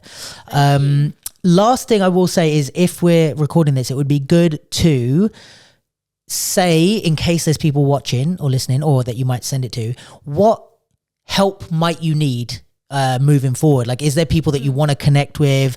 Are there like other composers you want to work with? Are you looking, not necessarily you're actively looking for a costume designer or something, but like people that you might want to reach out to you if they're interested in working together? Yeah, for sure. So from this project, I'd love for people to see the work and to see the potential of me as an artist, to invest into, whether it's like time, space, mentoring, funding, to kind of, particularly as I graduate and move into like the professional sector full time. Like, when do you graduate? This year? I graduate this year, in June. Okay. I'm just looking to make more and kind of have the resources and the support to do that. Sick. Cool. And I guess obviously like, people that might have the means to do that, but also like venues that might want to program you and stuff, producers Studios, that might want to help. Cool. Institutions, programs. I personally vouch for this one. She's great. Cool. All right. Well, we have got to get through 4 of you. So I will say thank you so much for being here. I know you've also got stuff to do. Busy lady. And guys, definitely check out Lauren Scott. Everybody's social media will be in the description, so go and check her out. Keep an eye on her work. I don't know how much you're going to put out on social media of this piece, but I think probably if people are interested in collaborating and they were to write to you, you might share with them the full footage of the piece, in order to see it. So reach out to Lauren for this and any other projects. And cool, thanks for coming. Thank you. Thanks, Luke. All right, so we are now here with our next Back to the Lab artist, Max. Is it Revell or Revell? How do you Revell. Revell. It's not Revell, The double L throws me. Yeah, everyone, it should be Revell. It's much sort of classier, but it's not. Revell. It would be cool. I think sometimes I say Revell if I'm like elsewhere. Trying to be, like in Paris. Oh, hello, I'm cool. Maximus Revell. But it's not that. It's Revell. Fair enough. Well, lovely to have you here. We are obviously here talking about Back to the Lab and the pieces that you guys are working on. So can you first of all give me a little bit of a insight into the piece? Like, what is it about, or what are you doing? We're doing it's a show that Oscar and I had the idea when we were making a solo that I did at Breakin convention called Samuel. Yeah. And we just sort of blend with stuff, and then we were like, we could do this ensemble thing with like there was this one particular idea that we had with a coat hanger, and it was like, this is quite strong, so we should make it into a full-length thing. That'd be wicked. And then we did a residency in Italy to kind of make the show, and then so this is like the next phase really, which is like making it actually good. So it's kind of, this is the third, well, I'd say no, this is the second kind of stage of development for it. What's the like concept of the piece, as much as you can kind of tell us? So it's basically about grief really. I think I don't want to give too much away about in terms of like the scenery and stuff, but I think when we were exploring the first image, it said a lot of things to do with grief. It really felt like this kind of ghostly person presence of somebody that's not there anymore, kind of thing. So that's what it's about. It's like a party, a gathering of sorts, and somebody's missing, you know what I mean? There's a sixth person, if you like, a sixth dancer maybe, that's not there. And it's just exploring that, like how it affects us. I think grief's really complicated, you know what I mean? Like some people, I don't know, one example is people that you lose aren't always really nice. It's one thing. So sometimes you have complicated feelings towards somebody, and then they pass, and it's like there's perhaps some things that you didn't settle, some unsaid things, you know. And And then there's also the things like, I don't know, if say for example somebody dies and they haven't sorted out their the logistical elements of them passing before, then there's complications. Some people get it brings out the worst in people. You know, people get quite greedy sometimes and take things, and people feel that they were deserving of that, and it represents and manifests itself in lots of different ways. So that's interesting. But we didn't like start out, it's really funny, like neither me or Oscar kind of started out being like, oh, this is what it's about. It's just the image said all these things and it was like very clear. And then when we were in Italy and the dancers were doing stuff, it was so clear that's what it was about that it was kind of made sense. And I guess it's also one of those concepts where it's so universal that it's like anyone that you work with or anyone that watches even can find those meanings in it and like relate to them. It's like, it's not like, you know, you come up with that first image and then you build this piece around that. And it's not like, oh, this is so like specific to me that like other people can't embody that. You know what I mean? It's like, it seems like a very universal concept. Yeah, definitely. Like, everyone lost someone, you know what I mean? Literally everyone. Yeah. And yeah, I think it's like, I'm really big on like in my head, say there's a story, but I'm not really so fussed about if it's the same story for someone that's watching it. I really like the idea that like you can watch dance especially or theatre maybe and be kind of like, oh, well, that's what it meant for me and that's the truth. I never read the program when I watch something. I always just watch it because I'm like, I don't want to know your rubbish that you came up with. Yeah. Like really, I want to get my own thing from it, like a painting, you know. You want to look at a painting, like really great paintings anyway. You take your own thing from it and you don't really need to read the little plaque that they have. So yeah, I hope that that's what people would take away from it, that they think about maybe a story that they have, but I'm ruining it by telling everyone. So, so everyone's now going to know, oh, it's about grief, they're not going to make their own story. So sorry about that. No, but I think like, you know, when you watch it, it's like, even if you have read the program, sometimes you can still enjoy it, even if it's not for the reasons that the person, do you know what I mean? Because like I've gone and watched, I mean, it's also, and I haven't seen the full piece. I don't think I've seen clips, but I feel like you're one of these artists that it's like, if the movement is strong enough and the visuals are strong enough, which this may be my biased opinion, but I feel like they should be, if you're putting dance on stage, it should be visual as well as narrative driven, you know? I think even if you do know the story, you can still enjoy it regardless, even if you didn't understand the story or you didn't know what it's about, or you're like, all right, they said it's about this, I didn't quite get that, but I still love the piece. Do you know what I mean? Is that something that like with or like what's the balance, or how do you find the balance between like, okay, you're going into this the idea, but are you taking a step back to going, yeah, but it looks crap, let's fix that? Do you know what I mean? Oh yeah. I'm very much like that, to be honest. I really that's what dance is like. It's visual medium, so obviously it's got to look. Yeah, that's my opinion. I think perhaps people would disagree, and then you could be like, oh well, what's good and what's bad and whatever. So, you know, but that's my thing. The stuff I watch that I like, which to be honest, if I'm being brutally honest, it's not very often that I really like something. Yeah, but it's always been like visually kind of very striking. Yeah, exactly. Or something, you know, something about it is like not usual, you know what I mean? Then you just go and watch a play or something. Yeah. But yeah, that's just my opinion. Doesn't mean it's right. But it's how you want to approach the work, at least. Yeah, definitely. Like for me, it has to look has to be a certain way. And actually that's the reason that I really like the idea still. But the actual version we did in Italy, I'm very much not happy with, you know. It's not like how I want things to be visually, in terms of there's lots wrong with it. Yeah, right. You know,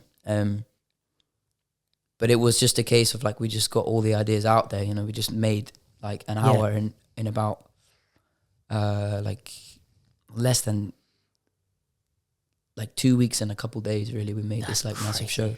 Yeah. So it was never going to be some perfect. Sure, it takes masterpiece. refining. Yeah, exactly.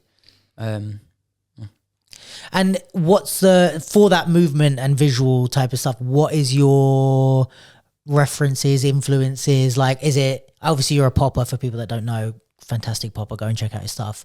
But are you working within that language, or are you branching out into your contemporary training? Where's your kind of influences? Yeah, I think obviously pop. I really like. Well, I love popping. I'm literally like that's my main discipline. Really, I practice every day. I do it. I'm very, very disciplined with that. I'm really keen on perfecting it. But I think what really strikes me with popping, I think maybe I'm wrong, but perhaps what attracts people to popping is because it's illusionary. It's like you're making somebody believe something that's not. You know what I mean? It's like the same kind of thing as magic tricks. I used to love magic tricks when I was a kid. 100%. And like I love watching magic shows. Yeah.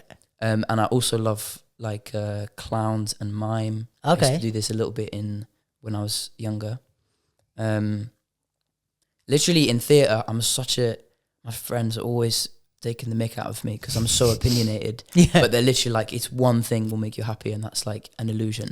Like if there's something in the theatre that's like a weird looking thing that's not real, you know, I'll just love it. And they're always like, I knew you'd love that because you just love anything that's like illusionary. That's just your thing. So anything that's that really, I'm so into. Recently, I've been into like Magritte, the painter Magritte. I've been smashing it. Honestly, it's the same thing with dance. So Magritte is like a surrealist painter. Okay. And it's this kind of feeling, right, where you look at something and you understand exactly what it's trying to convey. But if I tried to explain to you what that was, I would be lost. Oh, right? Interesting. I could say, it represents, but I'm not going to get there. And that's for me, like, what really good dance. Like, it's like a feeling that you can't put into words. And Oscar's always saying this is not my, I'm stealing this opinion, you know what I mean? But he says, like, that's why it's dance, because you can't articulate it. And if you could articulate it, then you would. And you'd make it a play, you'd make it a poem, you'd make it a whatever you want. And that's the same reason it's a painting, is because it's like, that says a lot of things that you can't really put into words. And you can't even, that's why it's dance. And I think that's really clear. So that's kind of what I'm trying to do, you know what I mean? Sick. But yeah, influences, like I love like clowns and mimes and all these old school kind of people that a lot of it is like, if you have to kind of get over a certain amount of, how can I say it? If there's a certain type of performance that it can get exhausting if you watch loads of it. But I just never get tired of the way a little they do bit stuff. Cheesy, kind of like that type of. It's like 40s, 50s type of like that type of film. It's like the humor. Sometimes you're like, I get it. Yeah. But I love it. You know, I love all these. I love like Buster Keaton and some of these dudes that. It's just classic stuff, you know, and it's stuff probably that's been done for hundreds of years. I think court jesters and stuff have been doing all kinds of these kind of slapstick jokes. I really find them funny. I find them always kind of, they inspire me a lot, you know what I mean? And clowns, there's something really sad about clowns, you know, there's like this really weird duality between a clown and something that maybe is sinister, but it's also really sad and kind of heartwarming. So that's the sort of stuff I've been interesting. Okay, sick. And like I said, I haven't really seen enough. I might have seen more than the average person, but I haven't seen a lot of the piece. But like all of those influences connected with the grief thing is like really interesting. Now I'm like really curious to see the full piece, because I'm like popping, mimes, clowns, and grief. I'm like, what? And then sounds like the start of a bad joke. Yeah. And a coat hanger. I'm like, what is happening? But yeah, no, it sounds sick. I'm looking forward to seeing it. What's your, like, so you said this is your second kind of go at it at the piece? Yeah, well, with other people. I've been working on it, like, I never really stopped. All the stuff we're doing, Oscar and I, we're always kind of thinking about it, doing stuff with it. But this is only the second time I've had other people to kind of try it on, to be like, you go there. Yeah. The second time. And what's the kind of like, so you finish this, and then what's like next, or what's the plan basically? Is there going to be a third residency, or what's the whole? I hope so. Yeah. Praying to God. Yeah. Yeah, I think the plan is to make it, I really would like to make it like a version that's sort of 25 minutes. Okay. And you're aiming for 10 for this? Oh, this has to be 10. There's Okay, no choice. yeah, right. Otherwise, it would be an hour. But no, it has to be 10. So you like picking a section and just working on one section, or? We're going to pick two sections. Okay. I mean, if I'm being brutally honest, I want by the end of the residency to have a 25-minute thing, and then we'll just pick what we show, you know.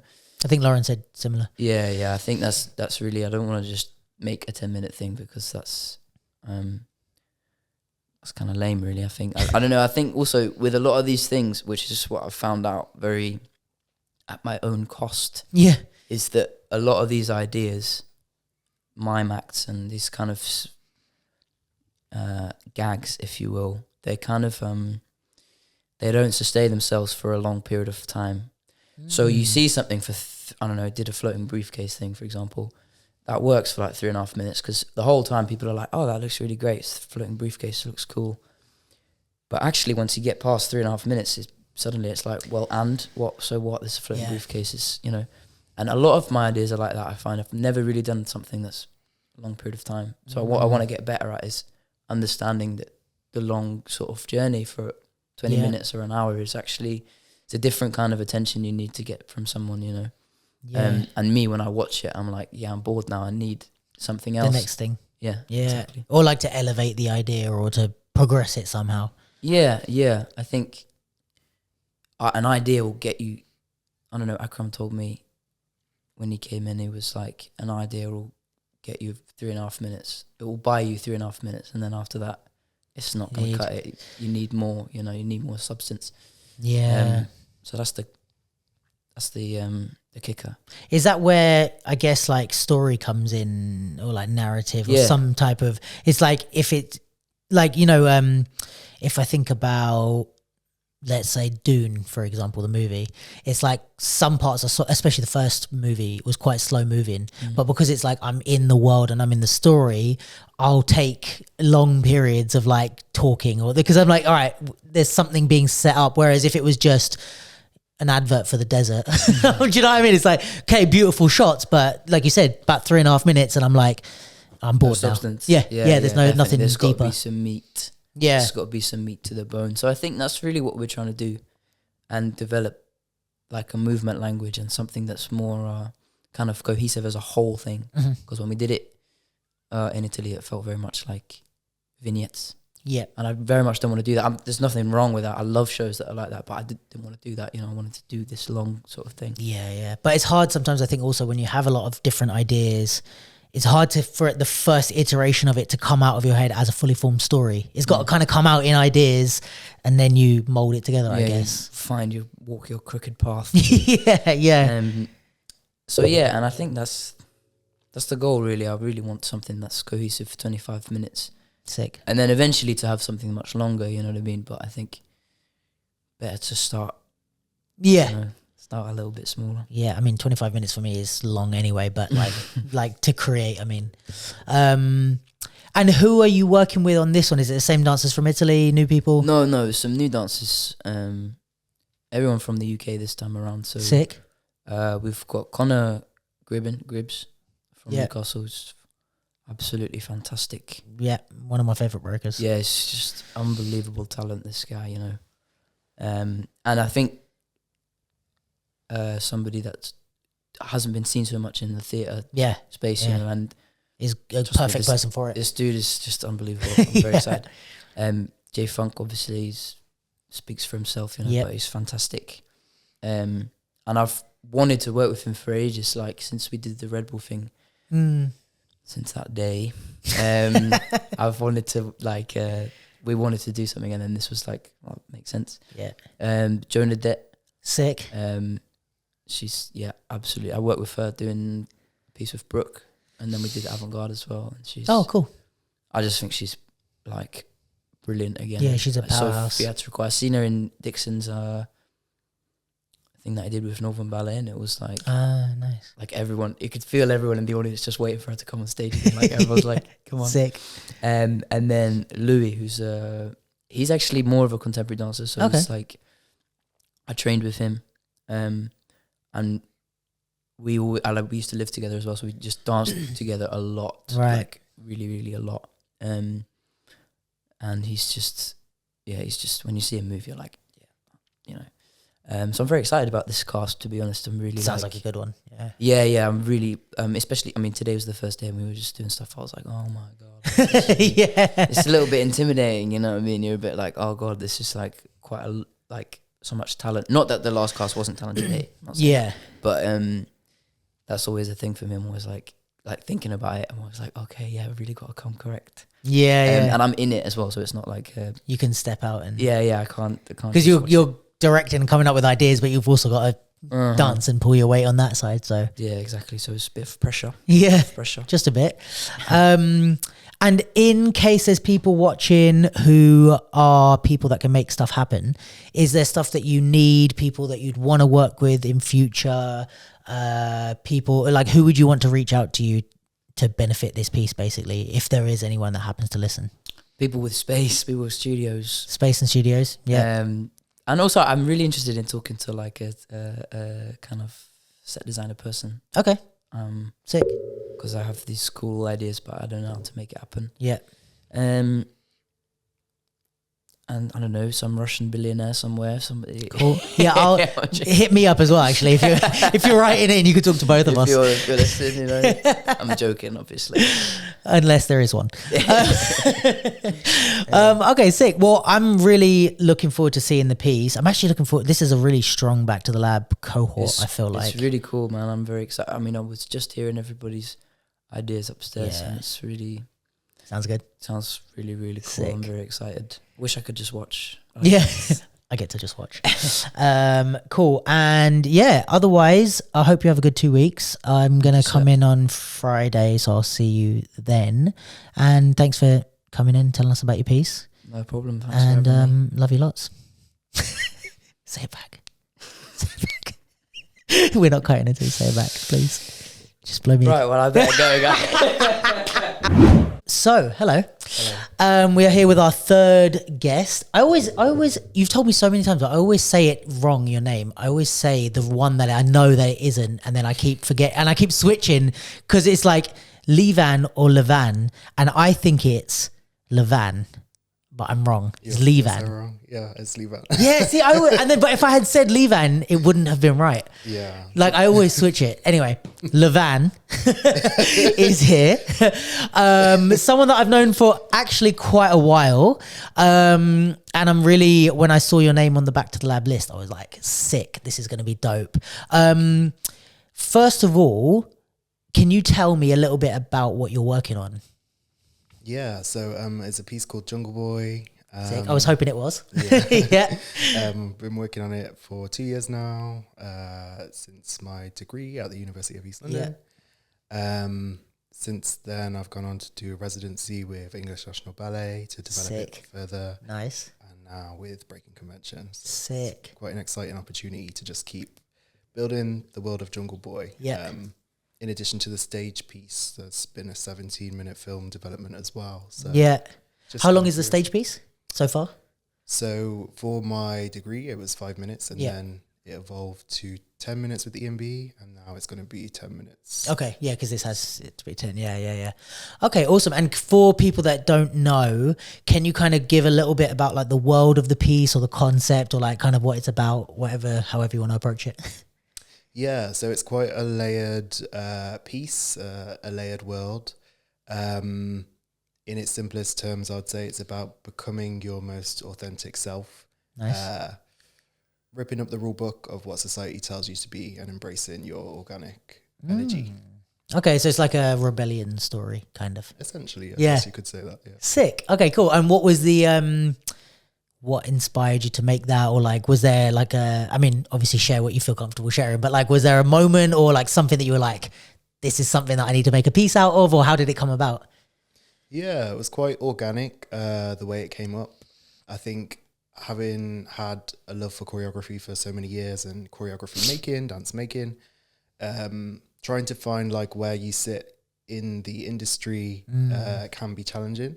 So I found that when I created something that germinates from my personal life experience, it's helped me to really find meaning and context in what I'm creating. And in turn, I find that there's so many more layers that can keep being built, because as I evolve, Jungle Boy evolves. Yeah. And it's bringing the passion back into dance making for me. Nice. And yeah, I guess when it's real and it's true to you, it's like not easier to make necessarily, but easier to like generate stuff, because it's like, it's just truth. Like you don't have to figure out the next chapter of the story, or I don't know, there's a lot of layers removed when it's like actually something that's real to you, no?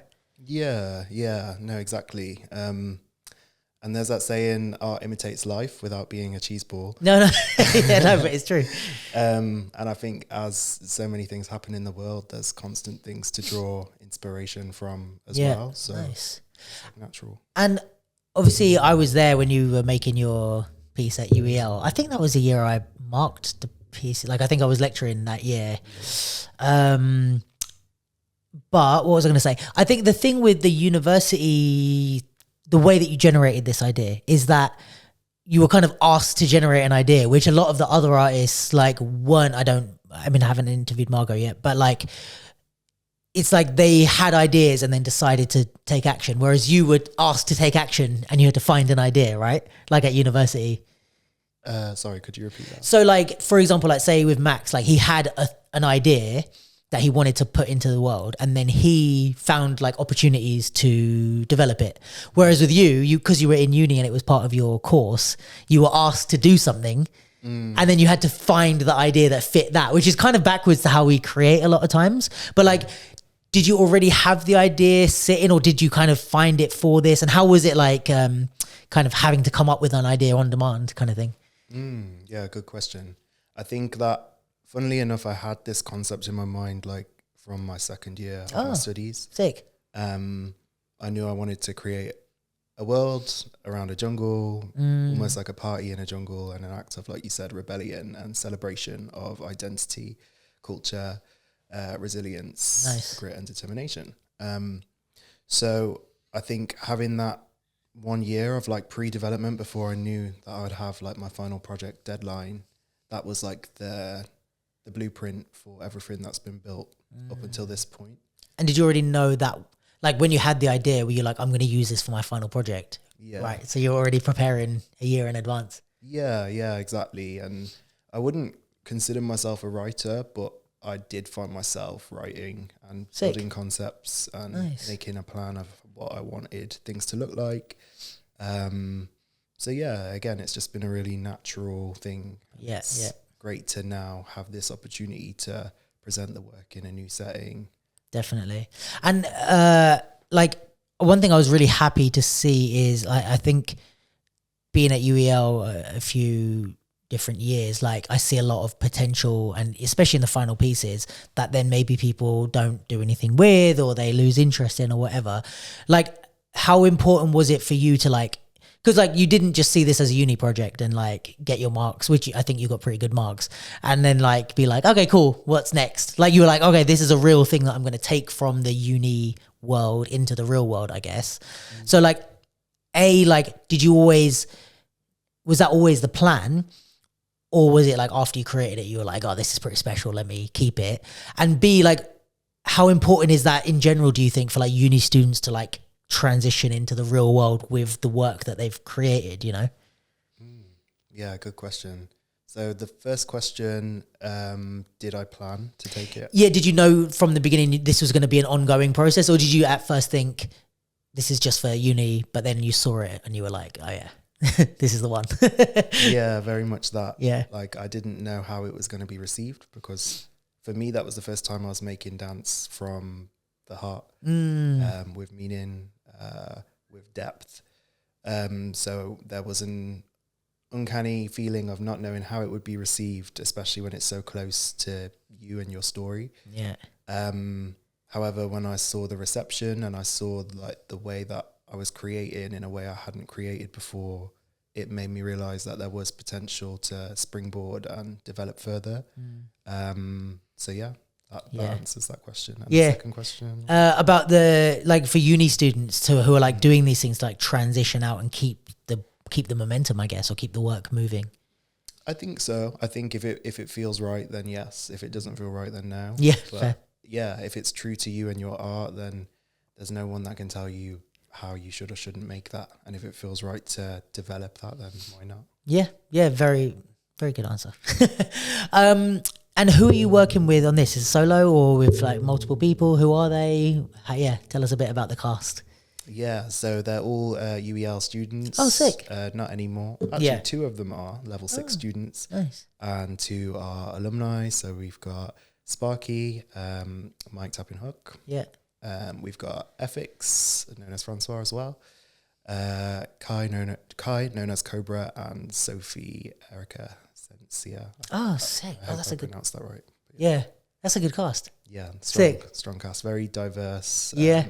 So I think that's something that's been really interesting from the choreographic standpoint is how do you work with such diverse dancers, highlight their skills while conveying the narrative and being true to your vision. So that's a fun challenge. Tough one, yeah. Fun change. That's one way to put it. Yeah. And I guess you did it since uni, but like, how are you finding that choreographic role in the sense of like, obviously, I think what people know is, all right, you're going to direct stuff and create the piece or the art. But then there's also the thing of like controlling the room and like telling people what to do and not that, can you do this instead? And like, how do you find that role of like needing to be in charge essentially?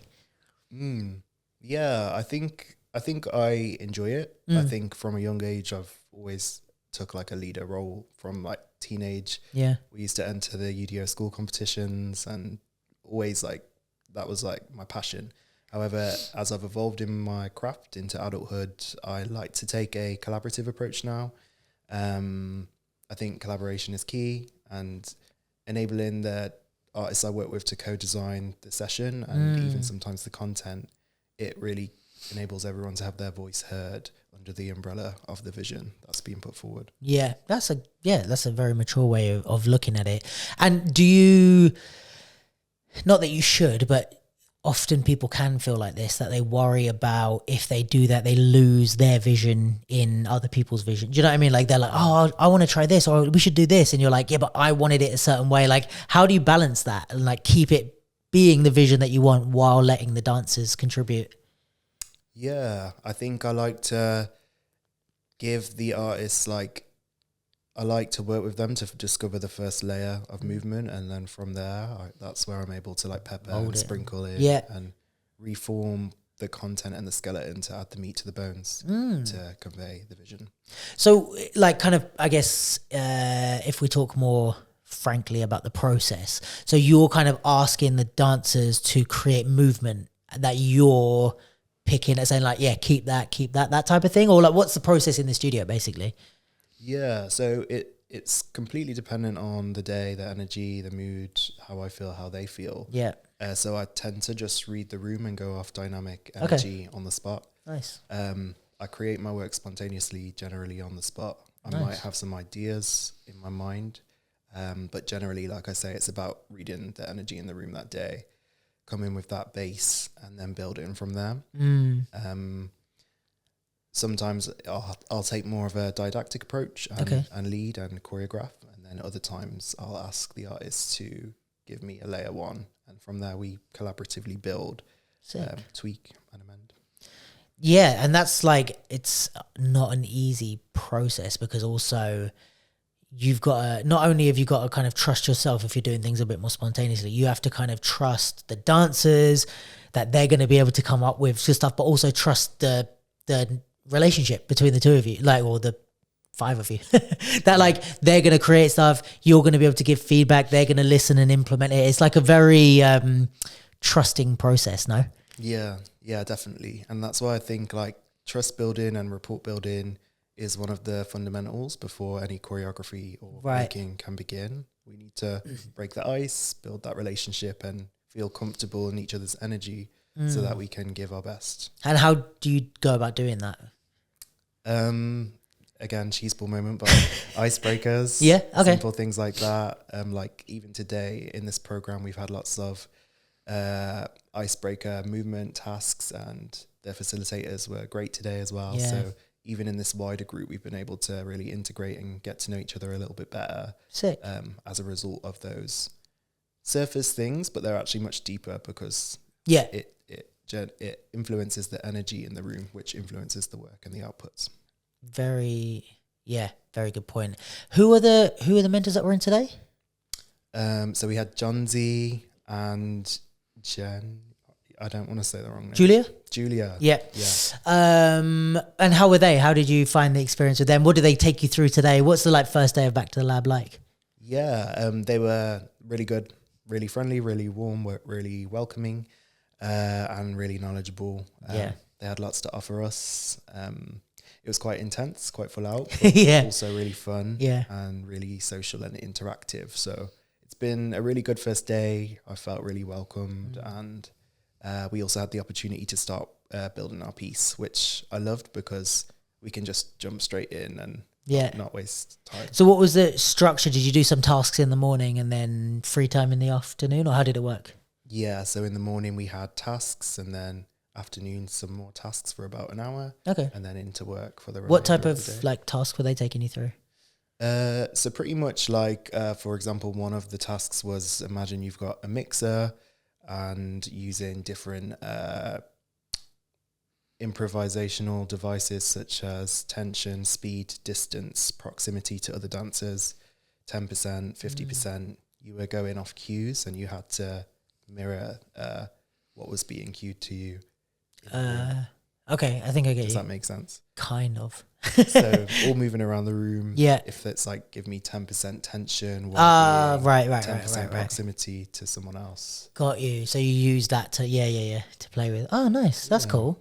Yeah. Sick. And so with going back to the concept of the piece, how have you found it? It's not that it's easy to come up with a concept, but a lot of us have ideas. I thought the hard thing is then taking that and turning it into actual movement, or putting something on stage. You could tell me the idea of the rebellion and the identity type of thing, but it's okay, but what am I going to see on stage is the, end product, I guess. So how do you go about translating that from a thought into a concrete movement, that you're going to put on stage, or a costume, or how do you put it into real visuals? Is there a process? That's quite a deep question. Yeah. Could you break it down a bit more? For example, if you're okay, I have a character, and this character is, I don't know, let's say it's the rebellious character in the story. How do you go from this idea of what the character should be to telling the dancer, if I'm the dancer, what would you tell me to do? Or how does it come to movement? Because it might be okay, you have to be rebellious. And I'm okay, but how do I dance that? Because I've seen your work, and I'm obviously speaking from a place of having seen it, and the movement quality is very strong and striking visuals. But I'm how do you go from thought to visual? You know what I mean? Yeah. No, good question. I think that's the thing. If I were to say be rebellious means different things to different people. Yeah. So I really try to work with who's in the room, and I'm very much open to how they interpret the word rebellious. Right. And from there, if there's a way that I can help to push or enhance them, I'll give them those cues to try and align with the wider vision that I'm trying to achieve. Right, so you're more, basing it off their interpretation of the vision, and then you can kind of mold it the best way you can. I wonder how that works with because then at some point would you, let's say if there's a new cast, or people switch around, then I guess you wouldn't be able to rebuild the piece every time with them. So eventually would you kind of get to a stage where you're happy and right, set that, and then you can bring new cast in and out of what's set, I guess? Yeah, potentially. I think because we're technically still in quite early stages of development. Yeah. So it's very much trial and error. But I would like to work towards getting to that one day, having okay, this is set.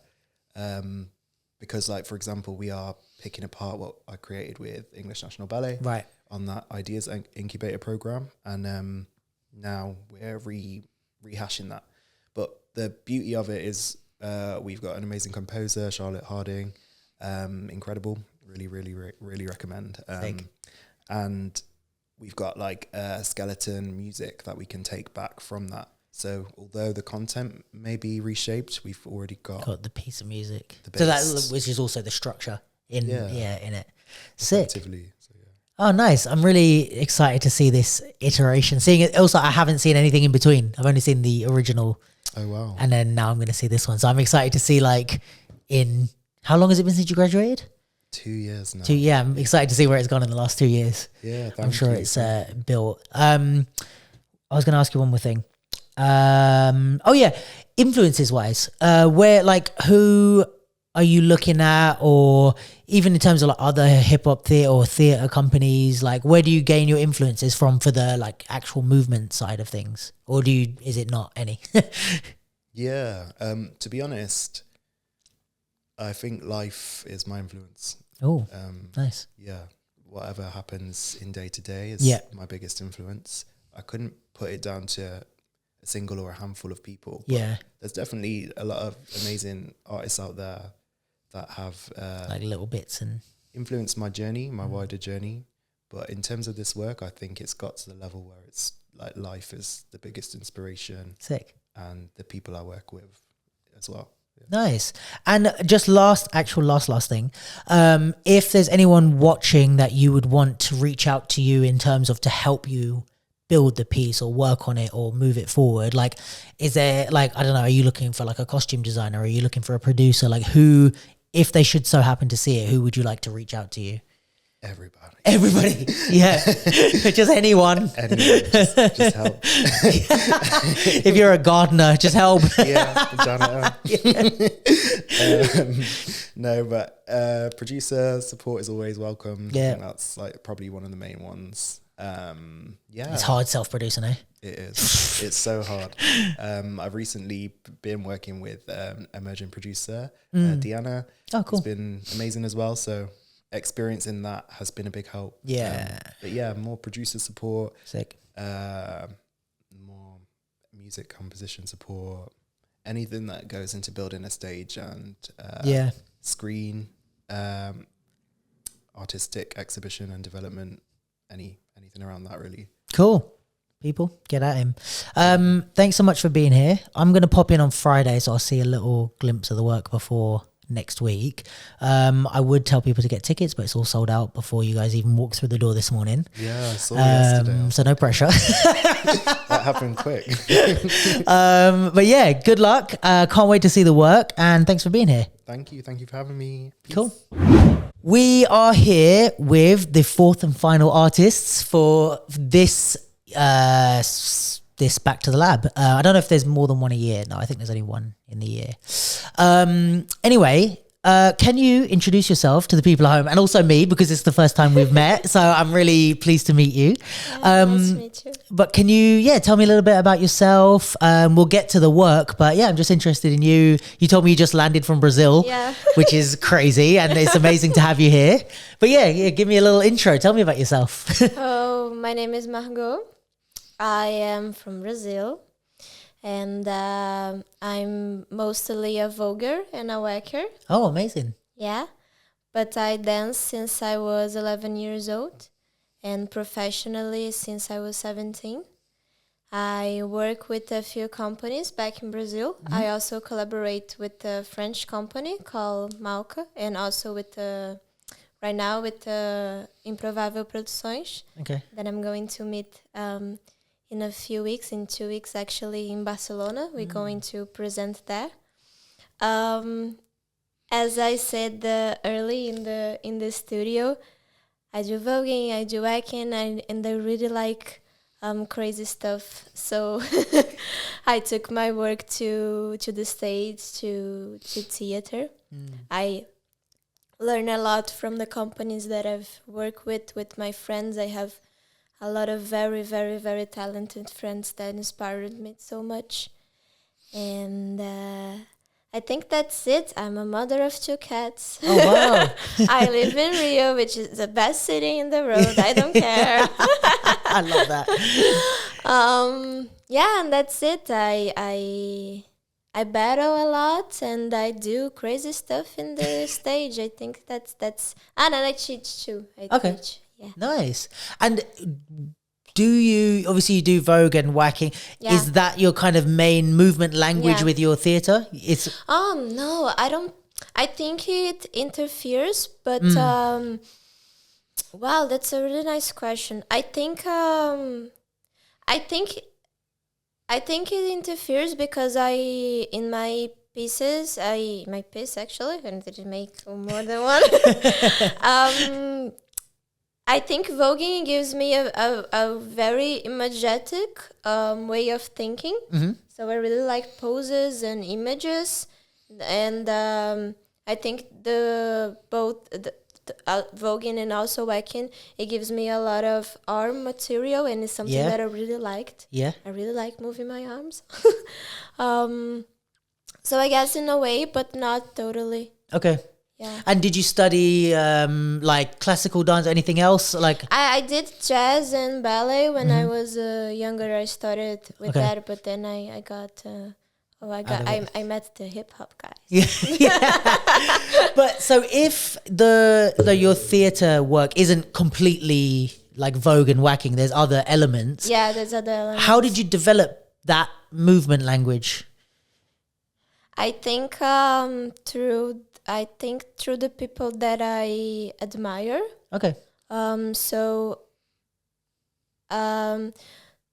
I do think that in Brazil, but especially in Rio, we like everybody knows each other, so we kind of practice together and we kind of create a movement language. It also is the best state in Brazil to make contemporary dance or performative arts if you are a street dancer, because it has a lot of companies that use this language. So there's many people doing this there. Many people working with hip hop and everything else that's street dances in general, that are parts of companies or that started to develop their own works.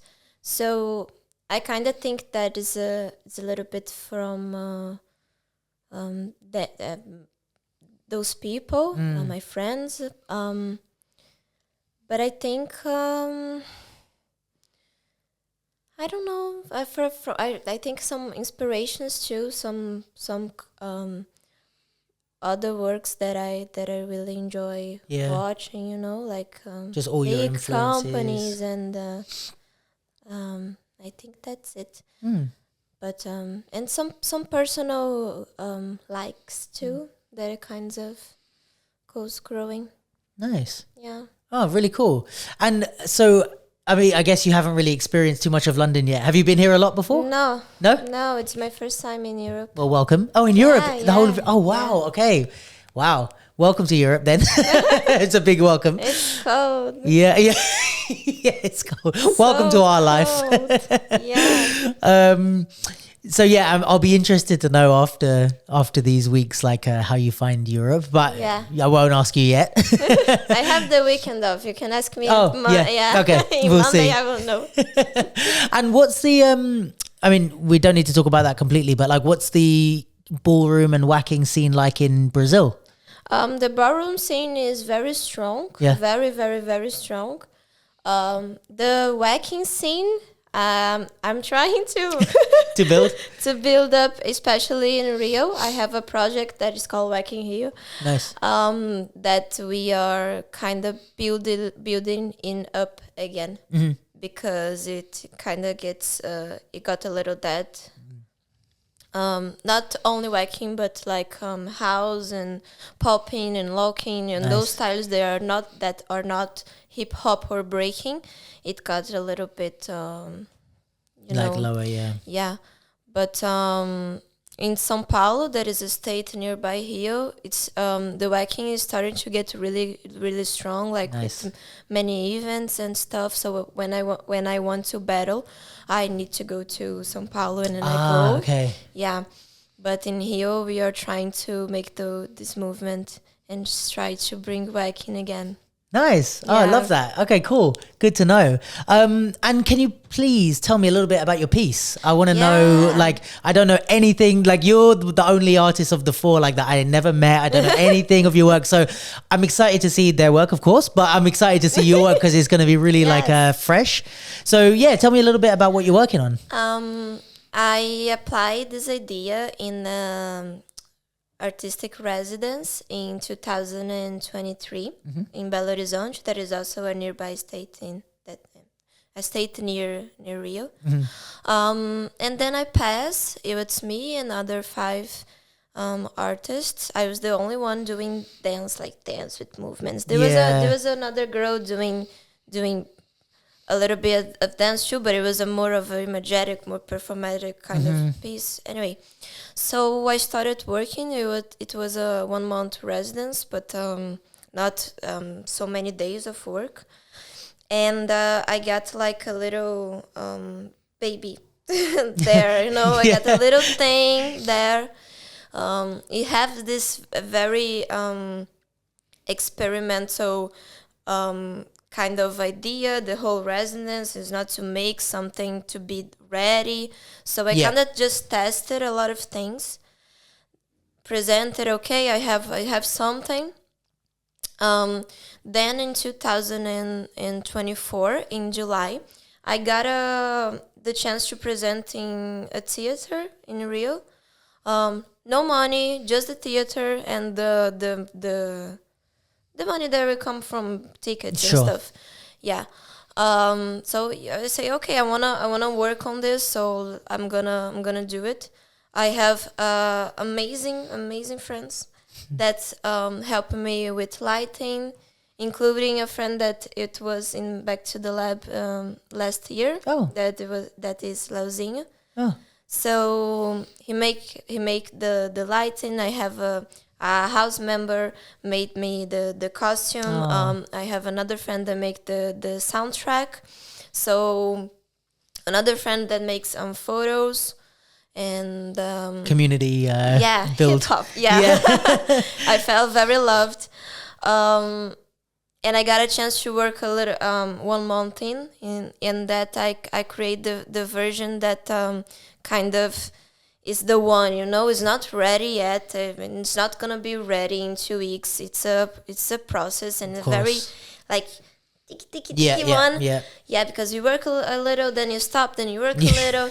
Yeah, because we need that money. So but the work, it kind of back in 2023, when I was applying, I was trying to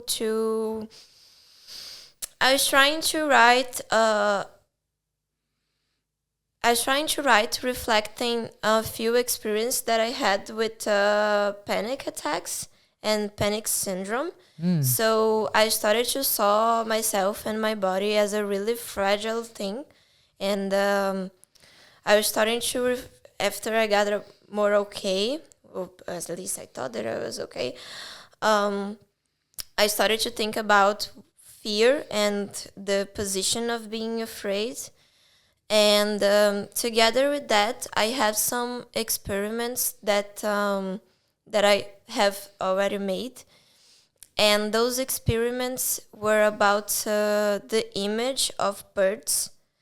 So I kind of put these ideas together.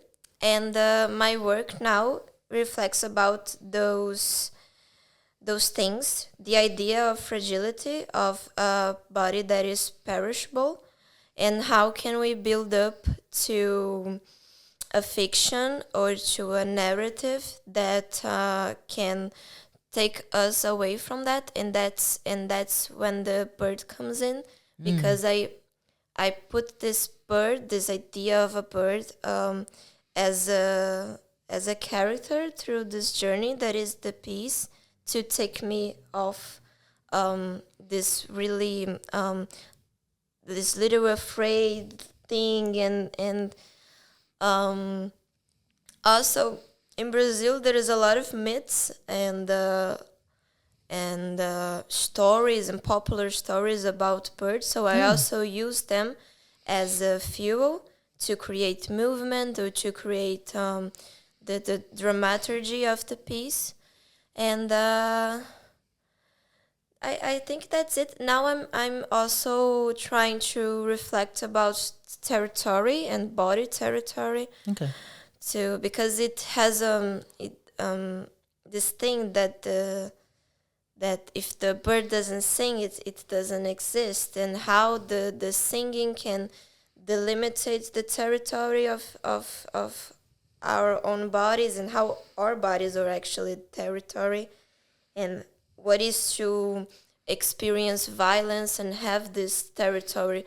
Somehow the boundary is not very clear. And I'm also like I say, those narratives and fictions. I'm also experimenting, invented them through interviews with people, through just things in my head. So today in the studio, I just made up a whole dream, and I told, and people bought it. So it's like something to create those stories, and try through those stories also trying to create movement or just a mood or just I think that's it. Yeah. Oh, it sounds really interesting.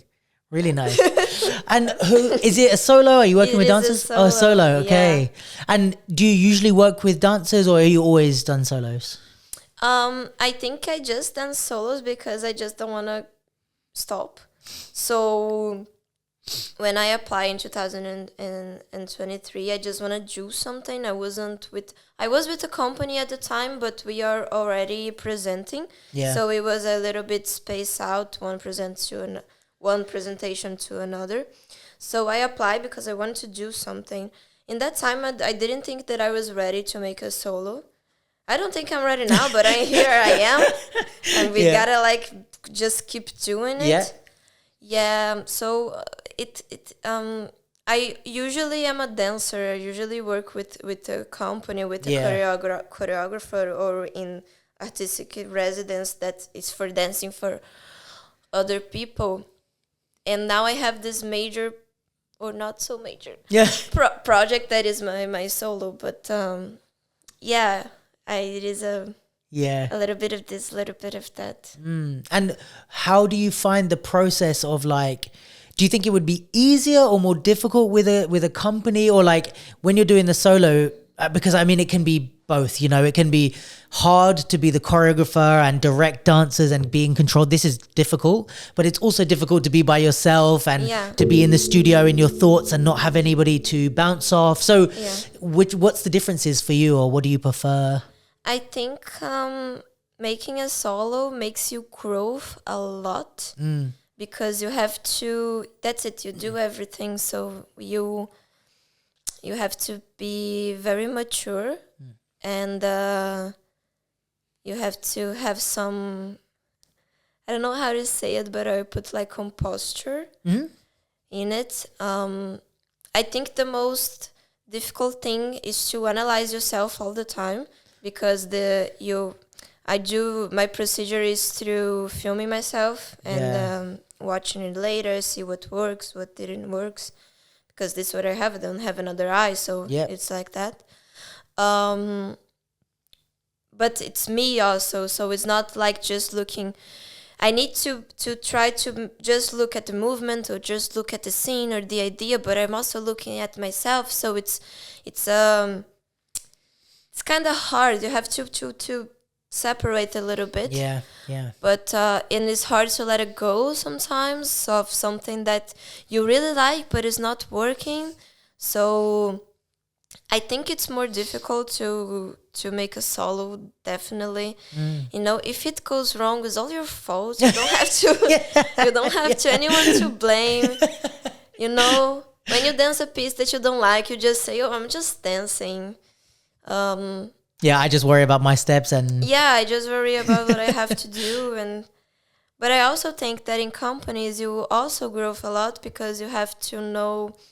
It's like you have to know how to deal with others, not only your director, but also your teammates. I always dance with more large companies, like 8 people. Okay. I don't think if this is large for you. No, 8 is like, I think anything above like 5 is already getting big. Now,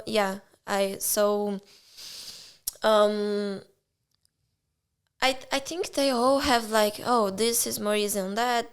But it's so much comfortable and safe to be in the company, even though through trips, like you go with your mates, you're not going alone. Yeah. You know. So, but it's nice to.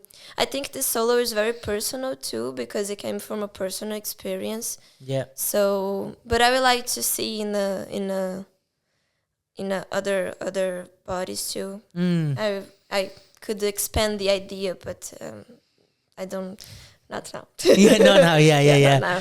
And so obviously with the back to the lab format, it's like, you're going to have feedback and give feedback and stuff. Like, is there something, I don't know, specific that you want from the audience after they watch it? Or like, is there certain, because, some people might be like, all right, there's a very specific question that I want to ask for the audience, or, there's something I want to learn about my work through there. Like, is there something that you have, or are you just open to anything? The second time that I presented, that it was more, that I think for me is the first time, because the reticence before, it was like, almost like a pre. Yeah. I give the audience a little file to fill, and you have like it has 4 questions. It was what did you think that it works? What did you think that didn't work? Some reference that this work makes you think, like something that makes did you remind of something? And I think general comments, something like that. And it was really nice because I ended up kind of sweaty, and I used ink, so I was kind of dirty. Yeah. So I got out, the people had the time to write, and then I collected.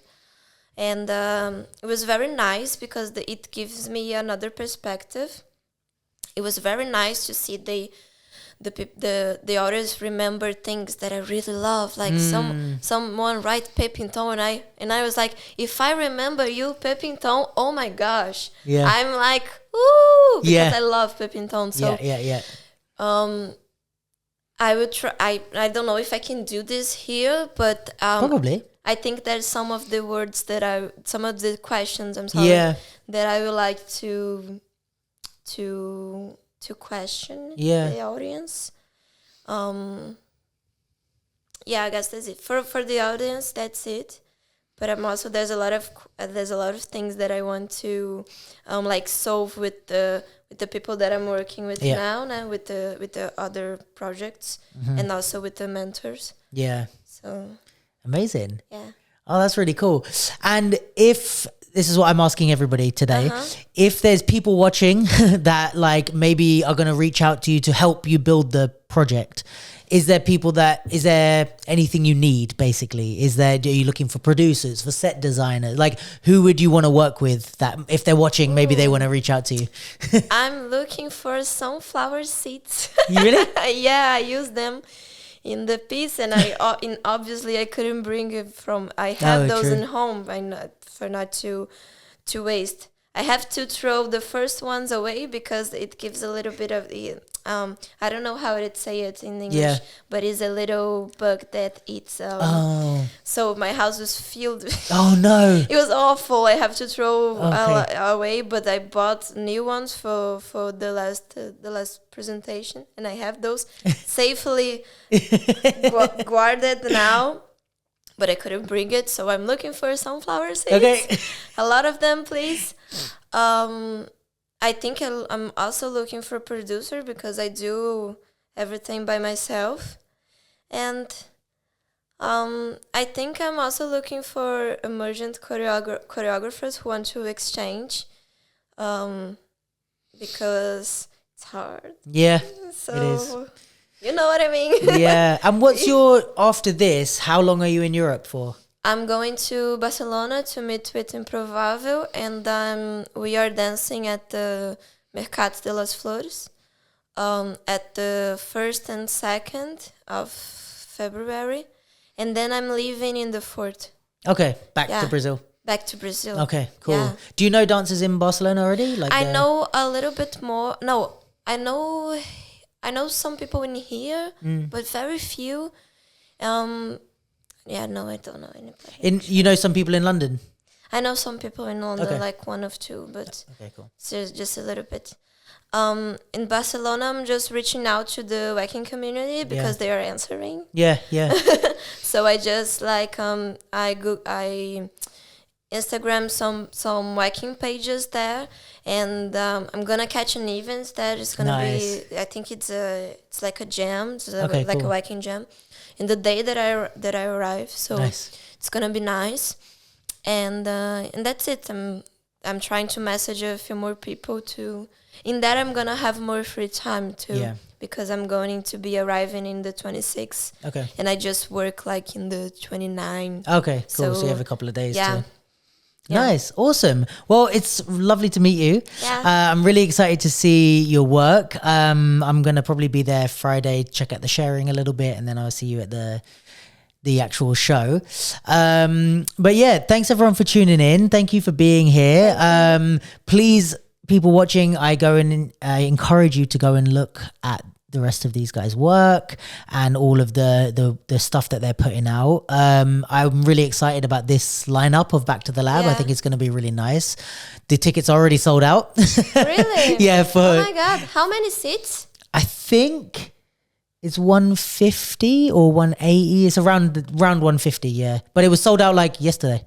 Like it didn't even start. Yeah. That's so nice. Yeah, it's going to be good.